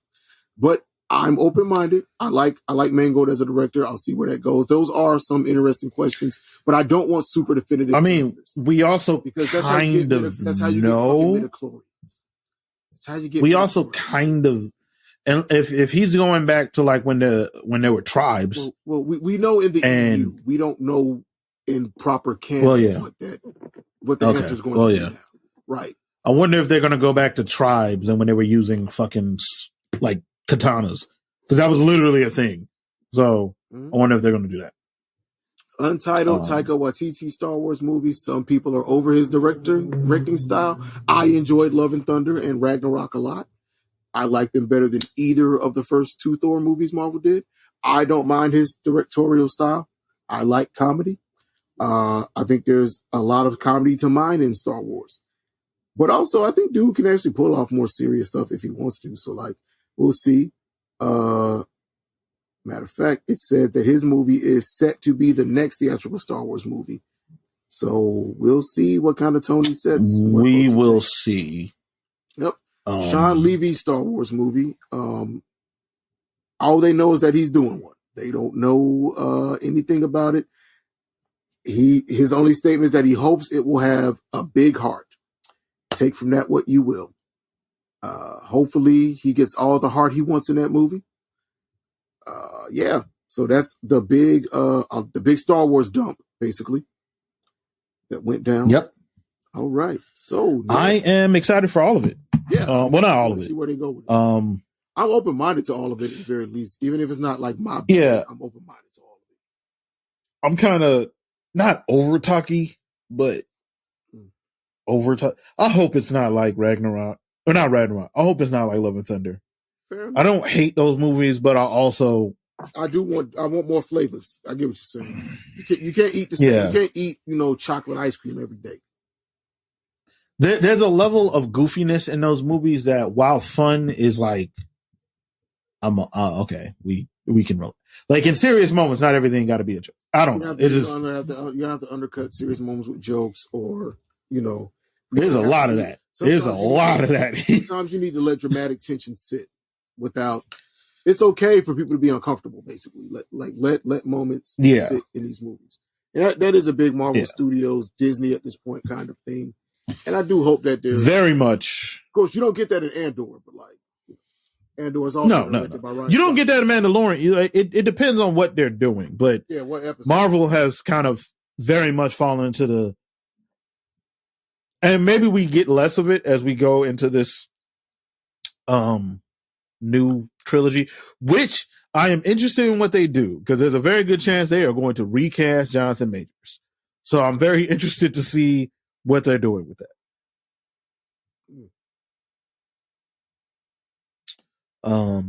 So yeah. Oh yeah, we didn't talk about it. Allegedly, Jonathan Majors be out here choking white women. So allegedly. We're not. I said allegedly. I know you said. I said allegedly. Yeah. I just want to reiterate. We honestly don't like to cover too. You'll see us make snarky references to things on the show all the time, but we don't get into the court of public opinion and condemnation because we don't know. Yeah. I'll say this: it's not looking good, bruv. It's not looking good, bruv. It's not looking good. It's not looking good at all. But hopefully he didn't do it. I don't know. And by hopefully, but if he did, we'd hate to see the brother go out like that. But if he did do it, then yeah, get what you deserve. Don't put your hands on women. You didn't black, white, whatever. You didn't fucked up. Also, you didn't fucked up. If you did do it as a black man in your position, in your profile, you got to know better than that, nigga. But again, also don't put your hands on people. Yeah, don't put your hands on people. Man, so woman, moving. Oh yeah. Moving right along, we got a lot of wrestling to get to. So let's get active. Let's talk about Supercard of Honor first. Let's get the let's talk about like Supercard of Honor AEW stuff first. Okay. Yeah, no, I want to get to like the stuff that's not going to take us so long out of the way. Supercard of Honor and AEW. And I haven't watched Sakura Genesis yet. I plan on watching it tonight. Haven't got a chance to sit down and watch it. That we already know happened. I gotta watch the main event. Yeah. I did watch the Mercedes triple threat match with Hozuki and Azumi, because do not call her AZM anymore, damn it. Despite all her gear still having the AZM. AZM. Yeah. Azumi. Yeah. Cool. But yeah, so all right. Supercard of Honor. Yep. Looks like Brian Cage will be remaining with the company since he and the embassy retain the Ring of Honor's 3-man, or is it 6-man? What do they call this? 6-man, 6-man title. They don't call this trio title. They call this a 6-man title. Yeah, the 6-man world. And yeah, it looks like Brian Cage is staying because some other stuff that happened. Do we want to cover? And from what well, let's go ahead and do that. No, we don't generally. But Dynamite was really good this past week. Yeah, Dynamite's been very good for a long time. Supercard of Honor. Gotta move the needle. We'll see. Supercard of Honor, very good. Unfortunate that Dante snapped his ankle up. What, a Supercard of Honor? Yeah, no. We do kind of got to cover that on Dynamite for AEW news with the title change. Yeah. But anyway, we'll get back to that. Yeah. Like you said. Unfortunate that Dante Martin snapped his ankle. It sounds like he'll be fine. It's just gonna be a while because he snapped his ankle. But yeah, I enjoyed Supercard of Honor. It would have been cool if Eddie and Mark had won, but I get why they didn't. And it's very early. And it's funnily it's enough, early compared to another. To we're gonna discuss later, right? That we're gonna be called hypocrites by somebody or shields for understanding. They can suck my dick. I mean, they can suck my dick. You can suck Ben's dick. Yes, I don't care. But yeah, it was a very good card. Yep. Yeah, it was a very good card. I enjoyed everything on it. Because that's the thing about I don't got to put it up. We don't got to go match by match. But so the Lucha Brothers gained the Ring of Honor World Tag Team Championships in a great ladder match despite the unfortunate injury to Dante Martin. Athena retained her women's championship, Ring of Honor Women's World Championship, against big sister that don't work for me, sis Yuka Sakazaki. Wow, Trinity Star was in the front row. Yep. Which eventually we're going to get paid off. The artist formerly known by her slave name of Naomi in WWE was front row, making sure that Athena saw her, not approving of the way she retained the belt and how she behaved after the match. I I guess Trinity must be what's next for her, or maybe that's. Well, she's wrestling. Yeah, I know Trinity's what was it? They announced a match for her, for Thursday, and I don't remember what it was. But no, they didn't. They haven't announced a match. You're thinking about this last Thursday that came where she had her title. Yeah, I'm thinking about the last one. Yamashita. Yeah, her against, I guess, is it Mayu or Miyu? I would say Miyu. I guess it's Mayu. Miyu. Okay, it is Miyu. Miyu Yamashita. Miyu Yamashita and Athena put on a goddamn clinic on last week's episode of Ring of Honor TV. By the way, if you don't have it, Honor Club, definitely worth the investment. You get to watch basically all the old Ring of Honor pay-per-views and the current weekly TV. You don't get like the $9.99 free pay-per-view setup thing that Peacock still currently has. But hey, man, I haven't watched the Ring of Honor show under Tony Khan's era that has not been worth the money. So, there's that. But anyway, so that was a nice stopgap title defense match. I'm thinking that Trinity or Willow will be. I can see Trinity coming in and having a program with her for Ring of Honor. But so that was good stuff there. Like I said, the World Six-Man Championships were retained by the Embassy, which consists of the Machine Brian Cage, big ass brother Bishop Khan, and Toa, why the fuck are you so big, Leona? Just 3 big meaty men doing massive violence to smaller men, or in some cases, equally meaty men. Skip to the world title match for Supercard of Honor. We had Claudia. Oh, we also had the TV title. Oh yeah, Mark Briscoe versus Samoa Joe in a banger of a TV title match. Heartbreaker of an ending. They did not do the expected thing of having Mark Briscoe win one for the Gipper, so to speak. But that story's not done yet. I think that's a great wrinkle they throw into the story, because it is actually okay for faces to lose at big matches because stories are being told. If the story leading there sense, and we'll get to that later. Don't worry. Put a pin in that. We're gonna come. We'll get to it. We'll get to that. Right, same thing with the title. Oh, go ahead. Oh yeah. You got the main event match. Go ahead. Thanks. Got Claudio. But yeah, we got Claudio and Eddie Kingston. A long story rivalry, about 15, 20 years strong at this point. Is that how long that's been going on? Mm-hmm. Damn. So yeah, they were in Takara with each other in like the early 2000s. Yeah. Yeah. For those who don't know, a lot of AEW was in Takara. Yep. Takara, Ring of Honor, Pro Wrestling Guerrilla, Beyond. Like most of it. What was the Evolve, Dragon Gate? Evolve. A lot of WWE guys came from these like more prominent level and top level indies. That's why CZW, certain drones shit on indie wrestling and the bingo hall wrestling, so to speak. It's like, well, you wouldn't get any of most of your favorite wrestlers without. Well, but these guys in this wrestlers, generation, Randy Orton, they never liked Daniel Bryan. Yeah, well, you let them tell it.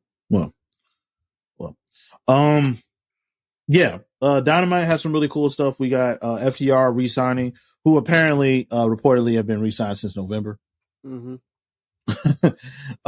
Which I totally believe. So please stop letting Dax work y'all up. Please stop letting Dax work stop worrying about shit that's not on TV. The only job you have as a fan is to decide whether or not it's worth your time to watch the show each week. You don't need to know about people's contracts. You don't need to know about injuries and recovery time. You don't need to know about who likes who in the locker room. Y'all, the magic of the Attitude Era will never return because y'all won't let it. You won't just watch the show. I was not a kid on the internet looking up dirt sheet information about Stone Cold and Bret Hart and whoever. I just watched the show week to week. And I had a good time. I never did that, but like knowing this stuff now doesn't really affect my enjoyment because like I know all the sorts of shit about other sports transaction stuff and it doesn't affect me watching the games. So if it affects how you enjoy the show, that's a you problem. You're a healthy adult who has a wife who you touch on a daily basis and children you're responsible for. I'm not talking about rational grown-ass men and fathers like us. I'm talking about these perpetually online wrestling. Twitter is their only social interaction outside of awkward exchanges with coworkers at the fucking local Little Caesars. I'm talking about them niggas. Niggas hang out at Little Caesars? No, I mean, that's when they're outside. They don't touch grass. Hey man, touch don't sleep on Little Caesars. They touch The grease. Little Caesars cheese sticks, get them things with pepperoni on them, which is essentially just a pizza without sauce, but excellent. Hey, I take it. But yeah. But yeah.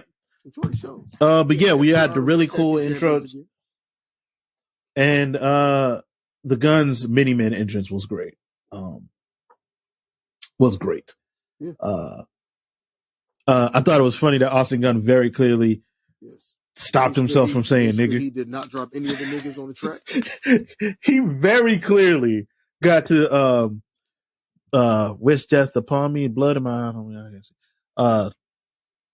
Yeah, and niggas trying to take my when you could see he was aware and he was like, nigga, okay, let me not say that. Let me make it very clear I'm not saying niggas.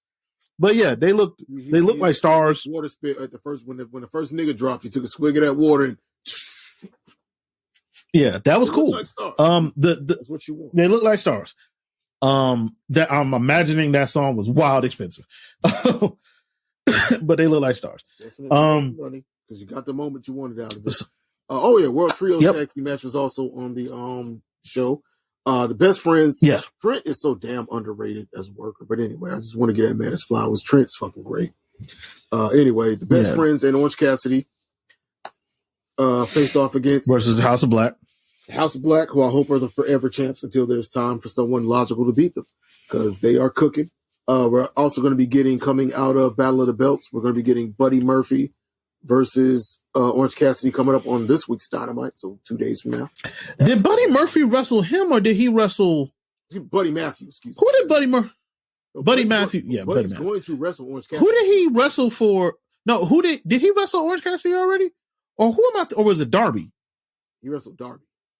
It was him versus Darby. Darby, that's who it was. The master people weirdly said that he had ring rust and didn't look crisp, and I'm like, okay. If you say so, whatever. It was Darby. Okay. But we'll see. So let's we'll get to that.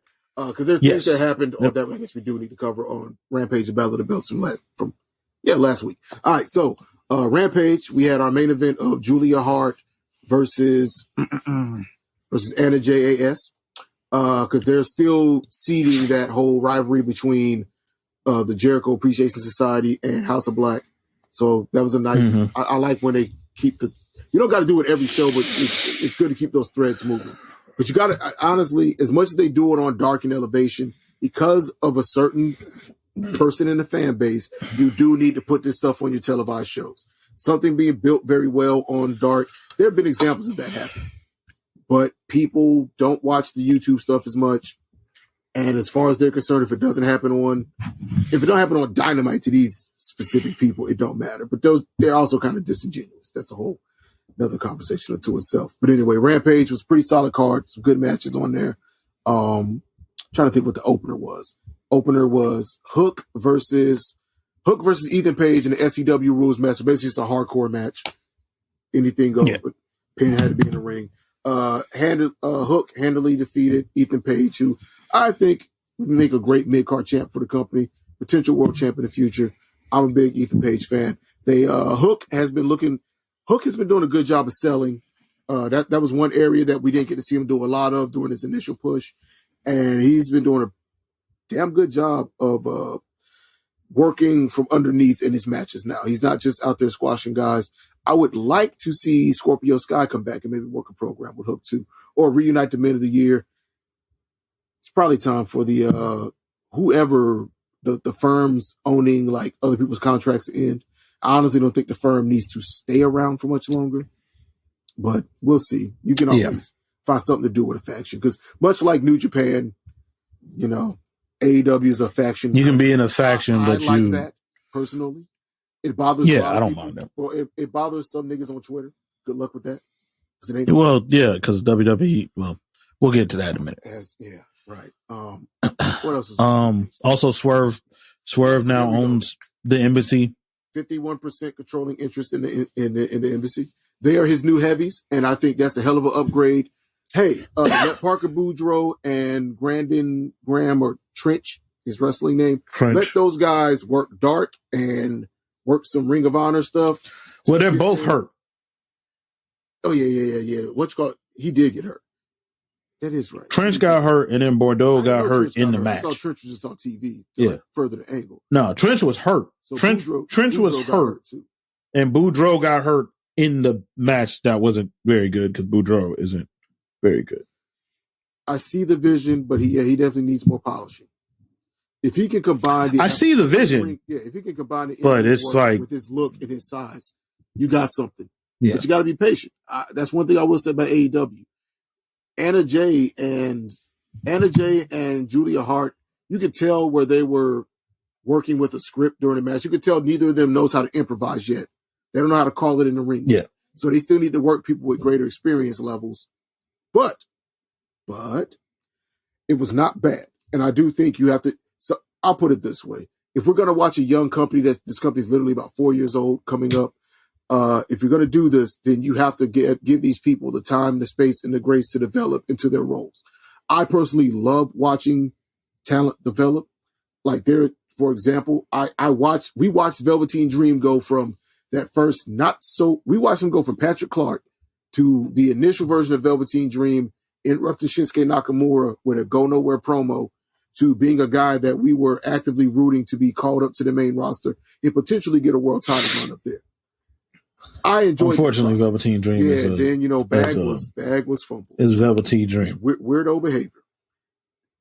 Don't live the gimmick, brother. Unfortunately, brother. Yeah. Don't do that. Don't live the gimmick, brother. We had Battle of the Belts featured Jade. We got some advancement in the Jade Cargill and Taya Valkyrie storyline. I'm looking forward to seeing them tied up in the ring. Oh, shouts out to Billy Starks. She is a fucking 18. Her and Nick Wayne are prodigies. Billy Starks is an 18-year-old high school senior, 4.0 GPA, honor, all that good stuff, active in her local community. Just really dope young lady and very talented wrestler, and who has been doing this for 5 years while traveling the world. Yes, very cool. Very good. Very good. I'm looking for give her a graphic when she graduates. Have her go. I think that seems to be the not hold up, but the reason she isn't signed, because she wants to graduate high school. Mm-hmm. So, even though it seems like she is signed, but not like signed, if that makes any sense. A lot of people be signed with AEW. People think people aren't signed until they get their graphic. The graphic just kind of lets you know that there are active plans in work now. They're not just there to do dates and do spots. We're going to give you something going forward. Like even AR Fox is getting his, some people, where's he at on Dynamite? Well, I mean, you can pretend that. AR Fox's thing wasn't necessarily to be either Rampage or Dynamite, but he did. And that's also not AR Fox's thing. AR Fox in Ring of Honor was signed to be on Ring of Honor, to, be on Dynamite sometimes, and also help people, because AR Fox be trained. Austin Theory is an AR Fox disciple. Like he doesn't exist without AR Fox. Like he trains people. So there's a very good chance that he's also doing some coaching. Mm-hmm. Like Madison Rain. So, hopefully she'll be back from her injury soon. I enjoy Madison Rain. She's good she does her job well. Emi Sakura brought in to be a player coach. And by the way, Emi be fucking cooking. Her match with Athena. Oh, Emi.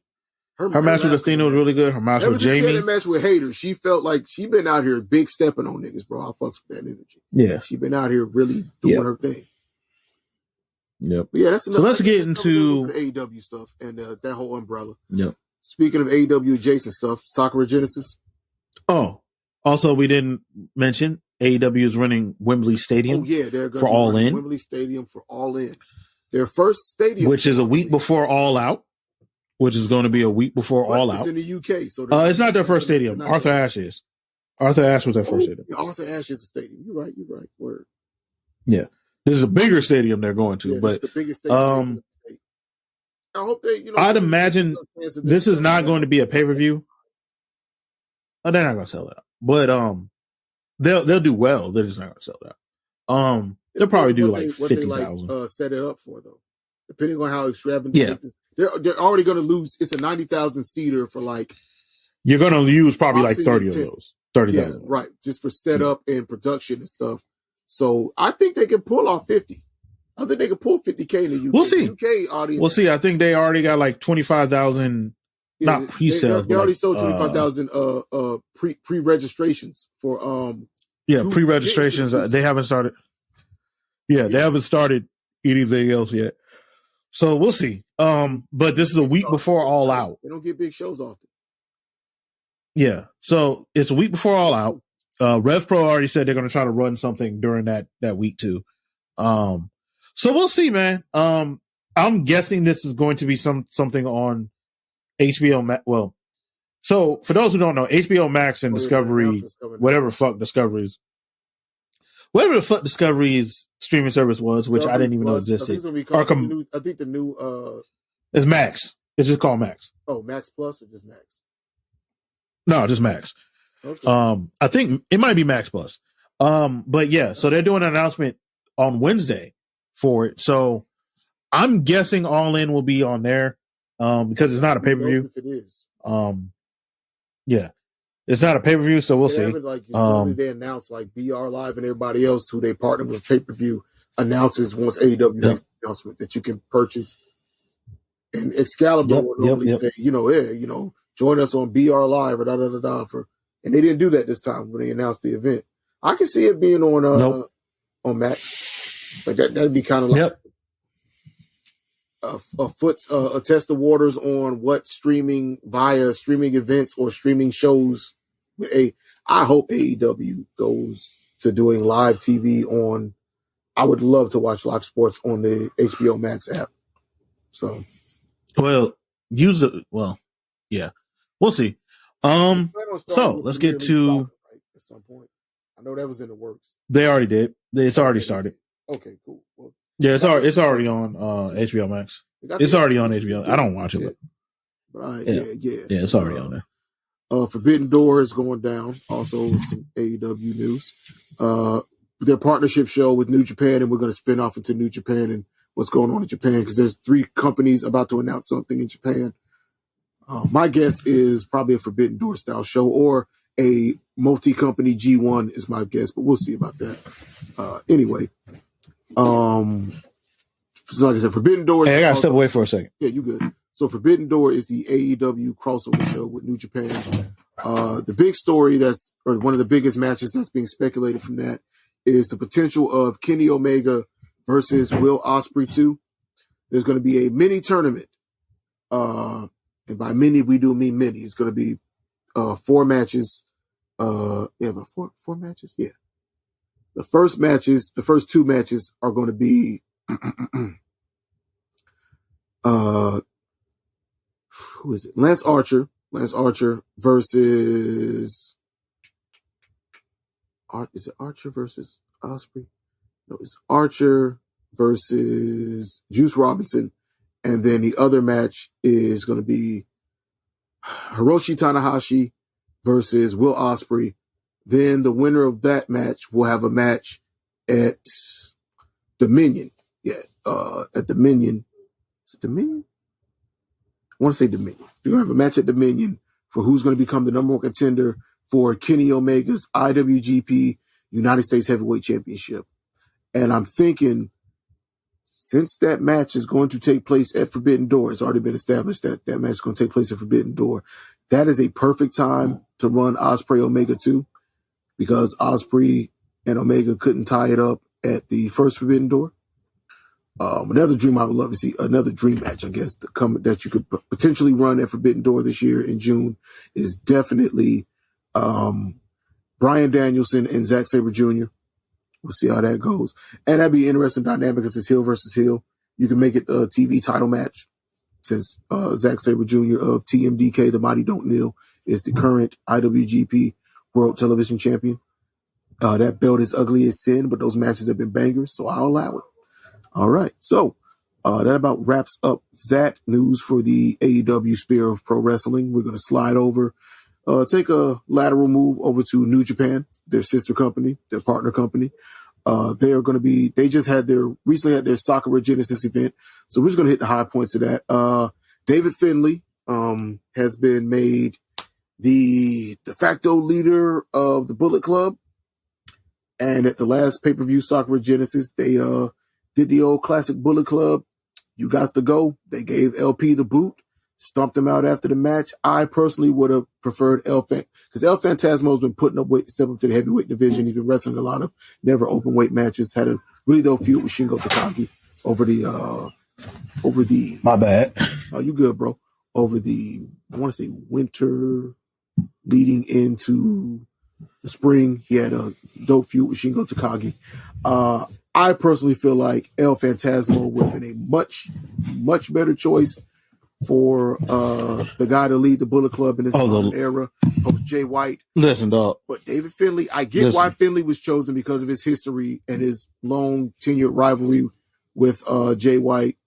But man, I don't.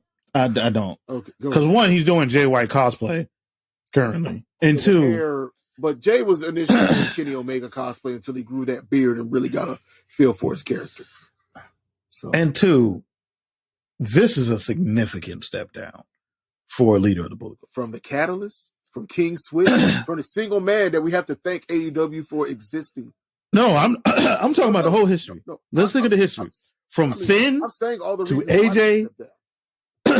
Yeah, AJ from Finn to AJ to Kenny to Jay White to David Finlay.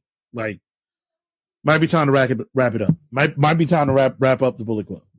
Sir, have you looked in those crowds? Those T-shirts are still selling. They're not going anywhere. Bullet Club Maybe is now out. Bullet Club has outlasted the NWO by how many years now?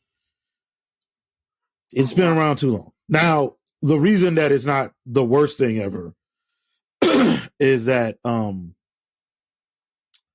they ain't at the top of everybody's card. So, yeah, but still, like, I got some interesting we're in the same chat, so you probably saw what I saw for the WWE news. That's interesting. We'll see how that goes. So, we might as well get into the WWE. Oh no, we didn't cover Sakura. I didn't finish out Sakura Genesis. All right, so I started the LP getting kicked out. Mercedes Moné, or is it Moné? Mercedes Moné retained her IWGP Women's Championship in a great triple threat with Hozuki and Azumi. All three women cooked. I love seeing Mercedes basically stepped in from a completely different world and was out there cooking with these women in a high-speed match. And if you're not familiar with Stardom, those high-speed matches, they live up to the name. It is very fast-paced, very intricate, action, go, go, go. They did very little of the traditional 2 women in, 1 woman out. A lot of that match was worked with 3 competitors for the majority of the match. And she does not look out of place. I saw some whispers and talks when she left WWE and announced she was going to be working with New Japan Net, where she's going to get exposed. And she looked great in the WWE bubble, but she's not ready for this Joshi life. And not to overstate a point, but that woman loves wrestling. She went to Mexico. She went to Japan. She trained and trained and trained. Even when she was in WWE, she was just on weekends that she wasn't working. Go and do that shit on her own time. Go down to Mexico for a weekend and be like, yo, I'm going to train Lucha Libre because I can.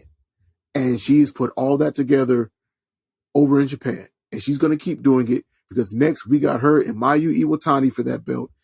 And also, as she said, if Unk drops the bag, she's ready to pull up for Forbidden Door and smack some bitches up. If the bag is right, she will fight. And I love that for her. Okay, last big thing coming out of Sakura Genesis. They finally did it. They pulled the trigger when he looks the most uninteresting he's ever looked. Nigga literally looked like evil Star Trek Universe Okada during this match. But they finally pulled the trigger. He left Los Ingobernables to become whatever he is now with just 5 guys or whatever. I guess they say whatever number of guys they have in their match. It's a stupid stable name.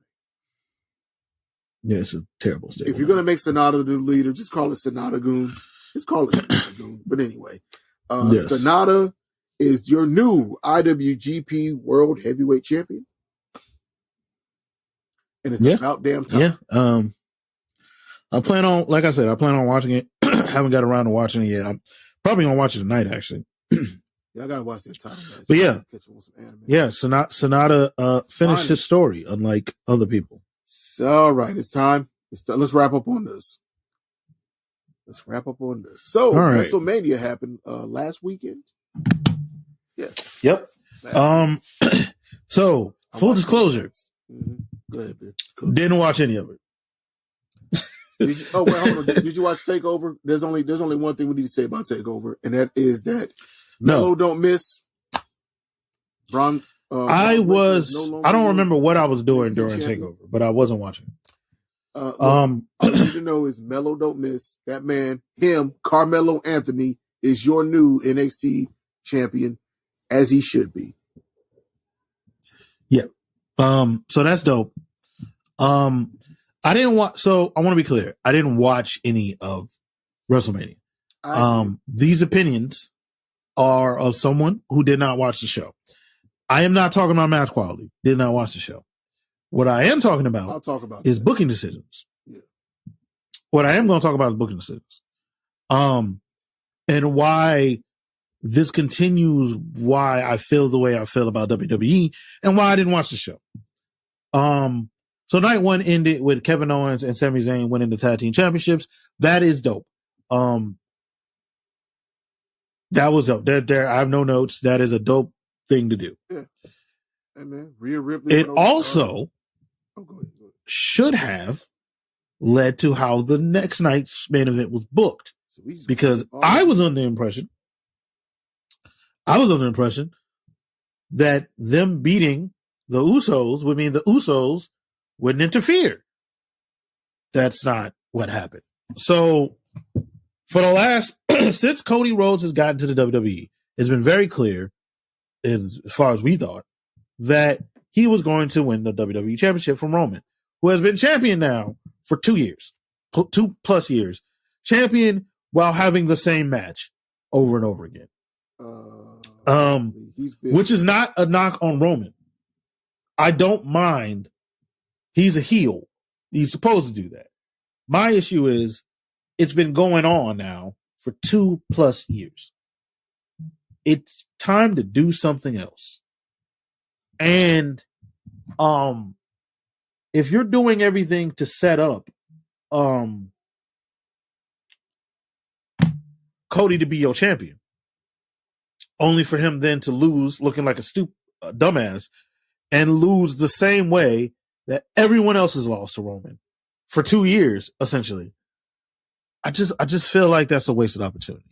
And for those who are like, oh, well, what would they have done if Cody had won? You know what they could have done if Cody had won? Exactly what the fuck they're doing now. Have him wrestle Brock. There's like the idea of there's nothing else to do once he wins the title is fucking stupid. It's fucking stupid. Like the fact that Roman won is it's bad booking. It's stupid. Like nothing that anyone can say can convince me that's not fucking stupid. Cause one, Roman ain't even gonna be there for the next pay-per-view. Roman, when Cody's supposed to win now? SummerSlam? Yeah, I mean, I guess they'll pass the 1,000-day mark around SummerSlam, but you'll never get the level of crowd engagement, investment, and heat that Cody had going into this match. You can't replicate that moment.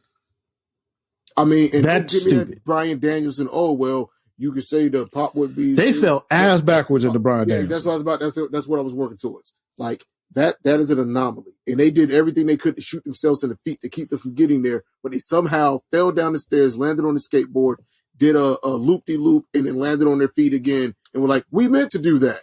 No, you did not. They fell ass backwards into Daniel Bryan. You had a white hot babyface set up. You've had multiple white hot baby faces set up to be Roman. I understood why Sammy didn't beat Roman. Could have done it there because you had someone who you could have given that moment. I understood why you didn't. You had that fucking Drew in the UK. You've had multiple opportunities to get that belt off Roman. And they're doing what the WWE always does. Fuck up. I understand Roman is the biggest quote unquote star. You know what he can do when he loses? He transfers some of that to the next guy. That's how it works. It's called the rub in the business, I believe. You know where they fucked up with Roman as a babyface? Not only forcing him down everyone's throat, but also having him just lose all the time to Brock. He lost a bunch of times to Brock before he won the title. That's stupid. No, that is dumb. Remember, he speared him out of the cage, so Roman would have won if he hadn't speared him. He That's not too much ass, Ben. He kicked too much ass. That's stupid. The difference between what AEW does and WWE. So with Hangman Page, Hangman didn't wrestle for the title. Hold on. Just to beat the accusations for when they start coming. I think it's best to compare. I only compare WWE to WWE. I compare AEW to AEW. I compare New Japan to New Japan, so that we don't get into this whole So let's compare WWE to itself at its best when they did the right things. Shawn Michaels didn't need to keep heat on Stone Cold to further the story. It was the Austin era. Shawn needed to look up at the lights. The call was made. When it was time for Batista to be the guy to end the reign of terror, they didn't give Batista more adversity because he had been a heel with Evolution before that. They finished the story, Ben. They finished that chapter of it. And then he went over Hunter for 3 straight pay-per-views. It was Batista gave him the thumbs down, whooped his ass, went to WrestleMania, took the belt, defended it again. They made it very clear that this is a guy going forward. Same with John Cena versus, JBL. There wasn't well, we need to make it more relatable no, the timing to the second timing. The timing, this company, the same people are in power. They know how to book like that. They choose not to because the audience allows them to. The same people, because Vince is back. Bruh, the old rapist is back. Fuck those guys we named. Alleged. Fuck those guys we named. Nigga, they knew when to put the belt on Chris Benoit and Eddie Guerrero, 2 very unvinced guys. So don't tell me that you can't see when something is the right business, even if it's just for a moment. I know what this was. Yeah, I mean, as a lifelong what this was. WWE fan, I know. You know what this was. For those who don't know, they were never letting Cody win that title the first time he go for it. They was never. Even if it makes total sense, which it did. That man came from AEW. That man disrespected us by creating a competition. You think Vince McMahon is like, I'm going to put my belt on him the first time? I don't. Vince went out of his way to kill everyone who was on WCW. Make them all look like dorks. True. That was a thing Vince did. That nigga is Petty McPeddington.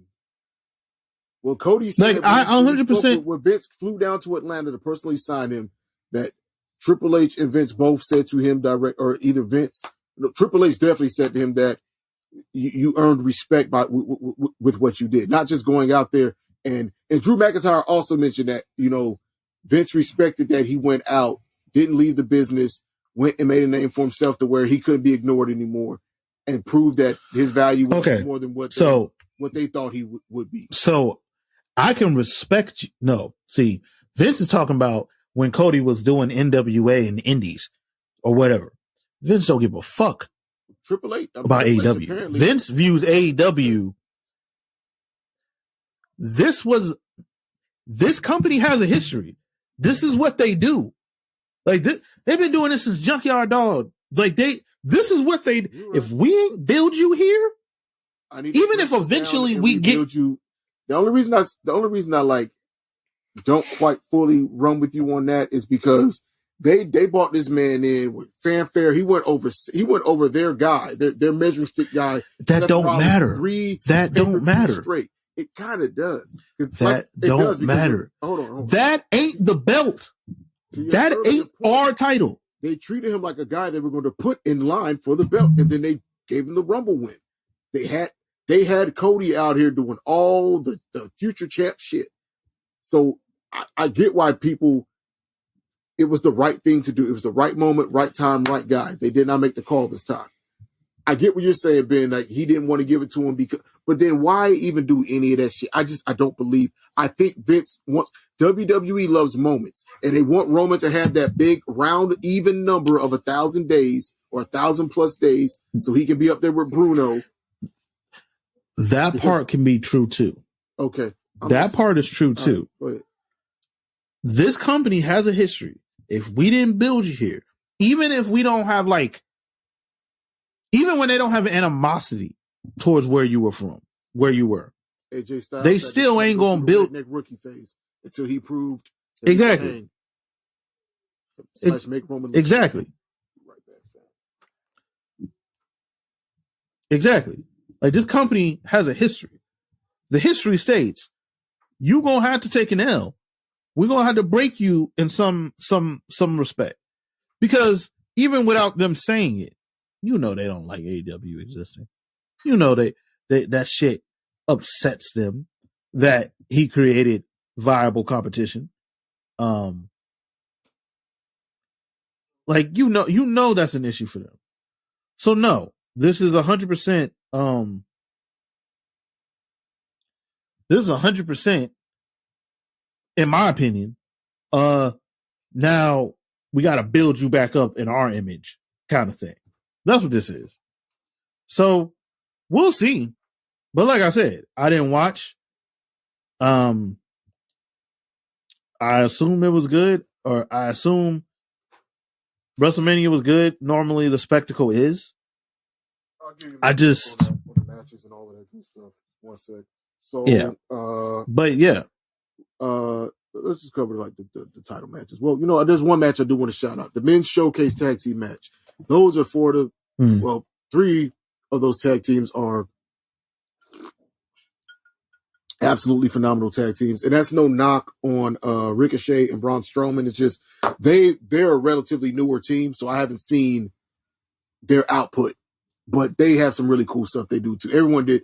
Braun went back and did the Monster Splash, which I also thought it was ironic that was the first major loss he took when he was murdering Roman Reigns and decided to do too much shit for a big man and went for that beautiful frog splash from a guy that size and missed it. And that's how Roman managed to beat him, because Braun Strowman was kicking so much ass he had to kick his own ass in that match. But don't worry, he got his heat back after the match, Ben. Remember? He beat him to death with stairs and made him spit up blood. And then the crowd cheered and was like, hit him again. Oh, that did happen. Yeah, remember that one? Yeah, the crowd was like, fuck Roman up some more. Happen. And it's like, do you not see who should have the belt here? Who should be facing Brock? That's a whole nother thing. Anyway. No. That's another example. It goes back to what we were talking about earlier, how modern WWE has forgotten. This nigga froze. Or just doesn't give a fuck. I'm not even going to say forgotten. Just don't give a fuck anymore about, hey, the fans are actually behind this or want this. They don't care. Stone Cold's face turn and Rock's heel turn would not happen in this modern WWE. No, it wouldn't. No. But anyway, WrestleMania Night 1, you had the opening match of Austin Theory versus, John Cena returning to do some big part-time money-making wrestling. We got friends and family playing Cena, meaning that he did not go out there. This was not Cena versus AJ Styles at the Rumble or at SummerSlam here, people. This was... He did not try. I'm not going to say that because wrestling is very difficult. I would never be that disrespectful. But I will say this. What I mean by do not try, he had a time limit that he had set for himself, and he had no intention of going over that. True. Okay. Yeah, well, just the phrasing of that kind of came off a little crazy. But anyway, John Cena was definitely working I have to stay within the bounds of my Fast and Furious franchise, insurance contract. So certain bumps I'm not taking. Cena didn't hit the Cena, the code red. Cena didn't do the diving leg lariat. He didn't do the diving famouser. Cena was like, look, we're going to do every Raw match. Every match y'all saw me lose on Raw during my 2010s run. That's how this is going to end. I'm going to go for the AA. The ref's going to get bumped. I'm going to get low blowed and I'm going to get pinned. I'm going to get rolled up. And while Theory did win, after that brutal shellacking that John Cena gave him on the mic, I just still don't see. I mean, it's one of those things where that WWE does this a lot, and they've always done this, actually, if we're honest about it. If you go back and rewatch stuff in the Attitude Era, like, you can talk about how many title reigns certain people had, or you can talk about, you know, moments, but when you look at everything else around it in the moment, it's like, oh, yeah, this isn't as good as I remember, or this actually is not what you're going to try to. They're going to spend, like, I guarantee you, by 5-6 years from now, Ben, when Theory is, let's say he does make it into a main event level and becomes one of their guys, they're going to talk about how he defeated John Cena at Mania, and I'm going to still remember the actual match and be like, yeah, but it was ass. It was. I mean, the match was good. It was a good by the numbers wrestling. It was a good, solid. It was a solid wrestling match. Those guys are too good to have a bad match with each other. I would hope, unless you like book it bad intentionally, which can happen at that company. But anyway, it wasn't. Yes. It wasn't a statement match. Like when AJ Styles beat John Cena for the first time, clean as a sheet. That was a moment. That also gave us a champ that runs the camp, and all the while AJ, like even when AJ lost against, like for me, the moment I bought into Roman as being a top guy was when he was not just hanging with AJ Styles, but like you could see where he was holding up his end of the deal in that ring with AJ during their 3-match trilogy. This was not that for Austin Theory for me. It's going to be a great stat. WWE loves stats that they can put into just like we can make a great video package for all this bloodline shit. But if you were watching the TV week to week, like I was, you know how much of it was actually as compelling as the Chopped and Screwed remix promo video before the match. How much of that really was that? And it's probably maybe 20 to maybe 40% tops. But anyway, so who else had a belt match? Oh yeah. The triple threat was the second night, so we'll get to that. Where big meaty men slap beat.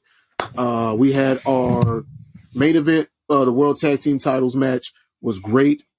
It was everything you wanted that match to be. It was the story. The story was told. I love that Kevin Owens and Sami Zayn came out while wearing their Pro Wrestling Guerrilla tribute gear. That was really like dope little inside baseball thing for nerds like us. Also, just again, the story of that match. Sammy hitting Jey Uso with about 4 or 5 haluva kicks, kind of having a "I'm sorry, I love you" moment before the last one, where Kevin Owens be like, "Nah, fuck that nigga, he the ops, kill him." Like, it's great. Also, night 1, co-main event. Honestly, the way those women wrestled, people got to stop this whole nepotism, nepo baby shit with Charlotte Flair. She has been cooking since NXT consistently. I'm sorry if you don't like her. I'm sorry if you feel she's overexposed. I might agree with some of those takes. I think she should never be a babyface. It just don't suit her. Charlotte Flair is one of the best wrestlers, gender regardless, on the planet today. And I'm not saying that she's the 5-star machine. I'm not saying she should have an intergender match with Kenny Omega. What I'm saying is that when the bright lights are on, she has yet to not deliver. And her and Rhea Ripley did the damn thing. Those two women put on a clinic of how you do a WrestleMania match. The only reason that shouldn't have main evented based on match quality and story for them is because they didn't do enough building on the story they had beforehand to make it the main event. And also they came up against the Bloodline, man. That tag match needed to be the main event. And everything's got to be behind the Bloodline. Kind of wrap up the show. So yeah, night 2, fucking, what was the first match of night 2? I can't remember. It clearly didn't matter because I can't remember. It might have been the women's showcase match, which was nothing match, but you know, good for the people that got to work it. They put an extra paycheck in their pockets. I'm never gonna be mad at talent. Get every bag you can get out of Vince. All right. Main things to talk about from that night. The triple threat match for the Intercontinental Championship. Sheamus, the artist formerly known as Walter, and Drew McIntyre, the Hot Scott, beating the dog shit out of each other. Just beating the dog shit out of each other. Hot damn. That was damn fine. You call that nigga the Hot Scott? That was. Oh, you don't remember when that was one of his nicknames? They were building him up to face off against Brock. They called him the Hot Scott. They dropped the Scottish Terminator, which was already weird.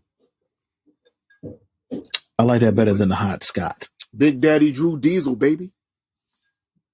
He should come out dressed as Diesel. That'd be hilarious for like one night. I'm a weird guy. That would amuse me. Anyway, Goofy Wrestling. But shouts out to Simon Miller. All right, night 2, main points. Triple threat. Asuka versus Bianca Belair was a really, really well worked match. I thought Asuka was going to win it. Oh, hold on, rewind. Shouts out to Bianca Belair, always repping for the culture. She had that young dance team of sisters from Compton with her. The main young lady who was doing the cool contortion stuff, she had lost her mother on that same day and still showed up and just killed her solo.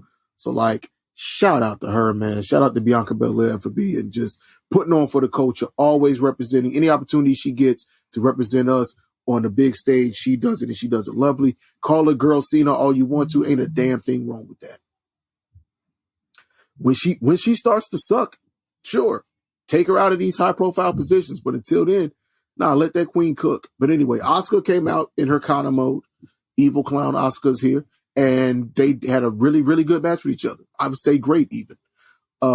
Some people didn't like the end result. I thought it was a really cool finish. Her reversing Asuka's move into the KOD, Kiss of Death, for those of y'all who ain't hip. Really great match. Just check that one out. If you haven't, it's on Peacock, slide in there, peep it. And the main event, as been alluded to earlier, I will say this. Shit ending for all the reasons we covered earlier. Great match itself.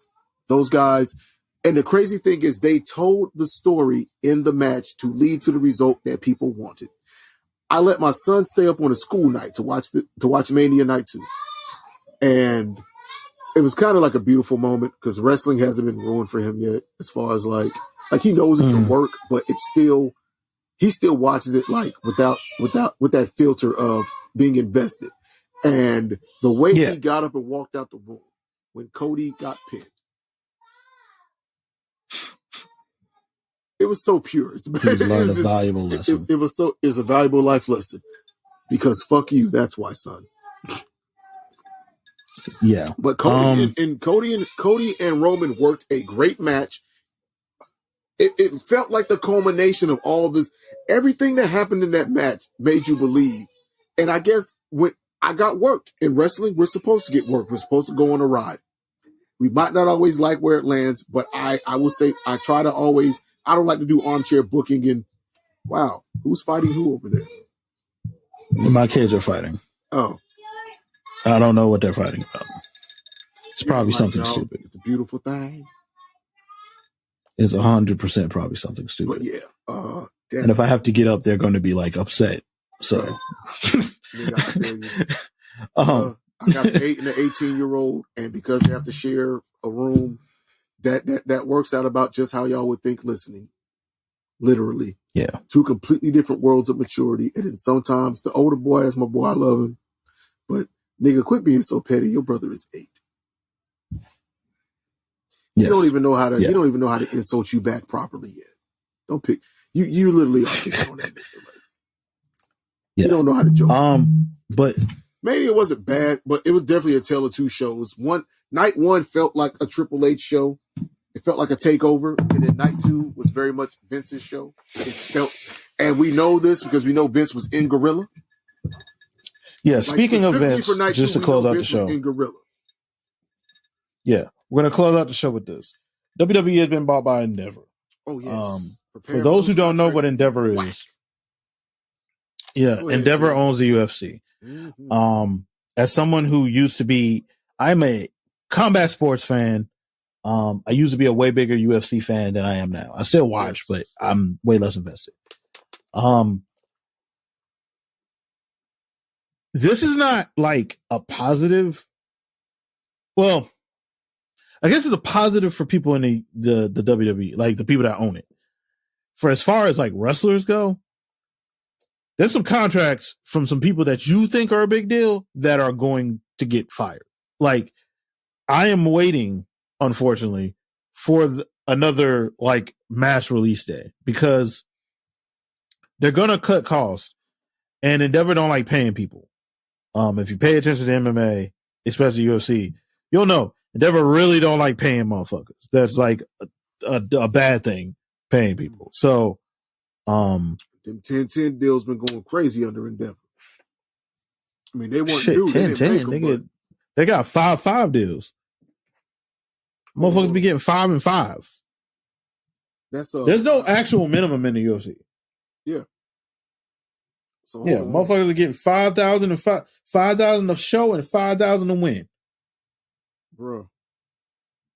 I thought the 10-10 was crazy. Damn. Yeah, we will see what this ends up being. That is ridiculous.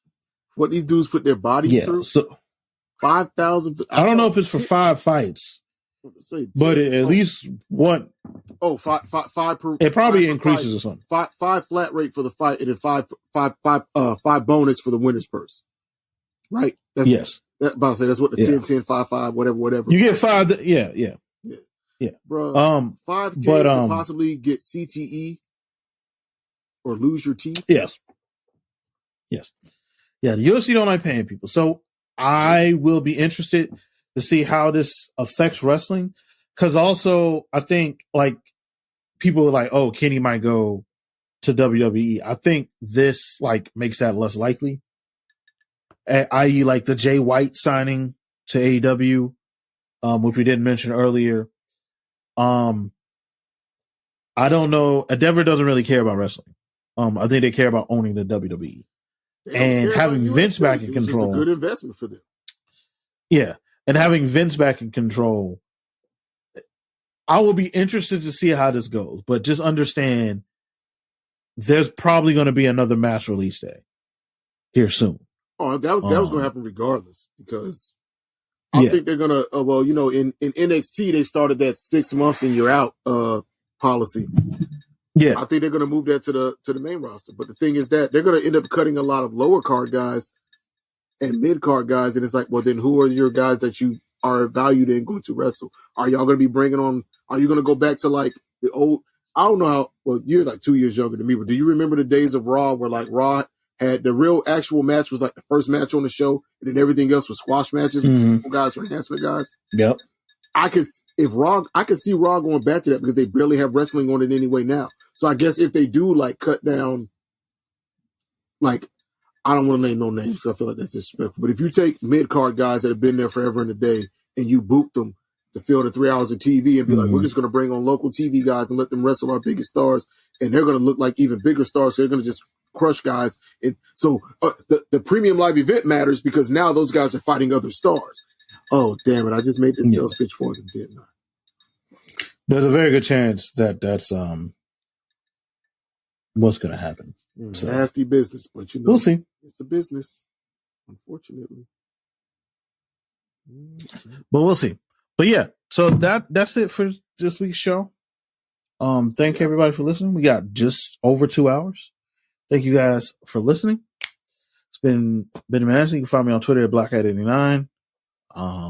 That's Jonesy. I forgot what's your Twitter? Pharaoh Dom? Yeah, Pharaoh Dom on everything.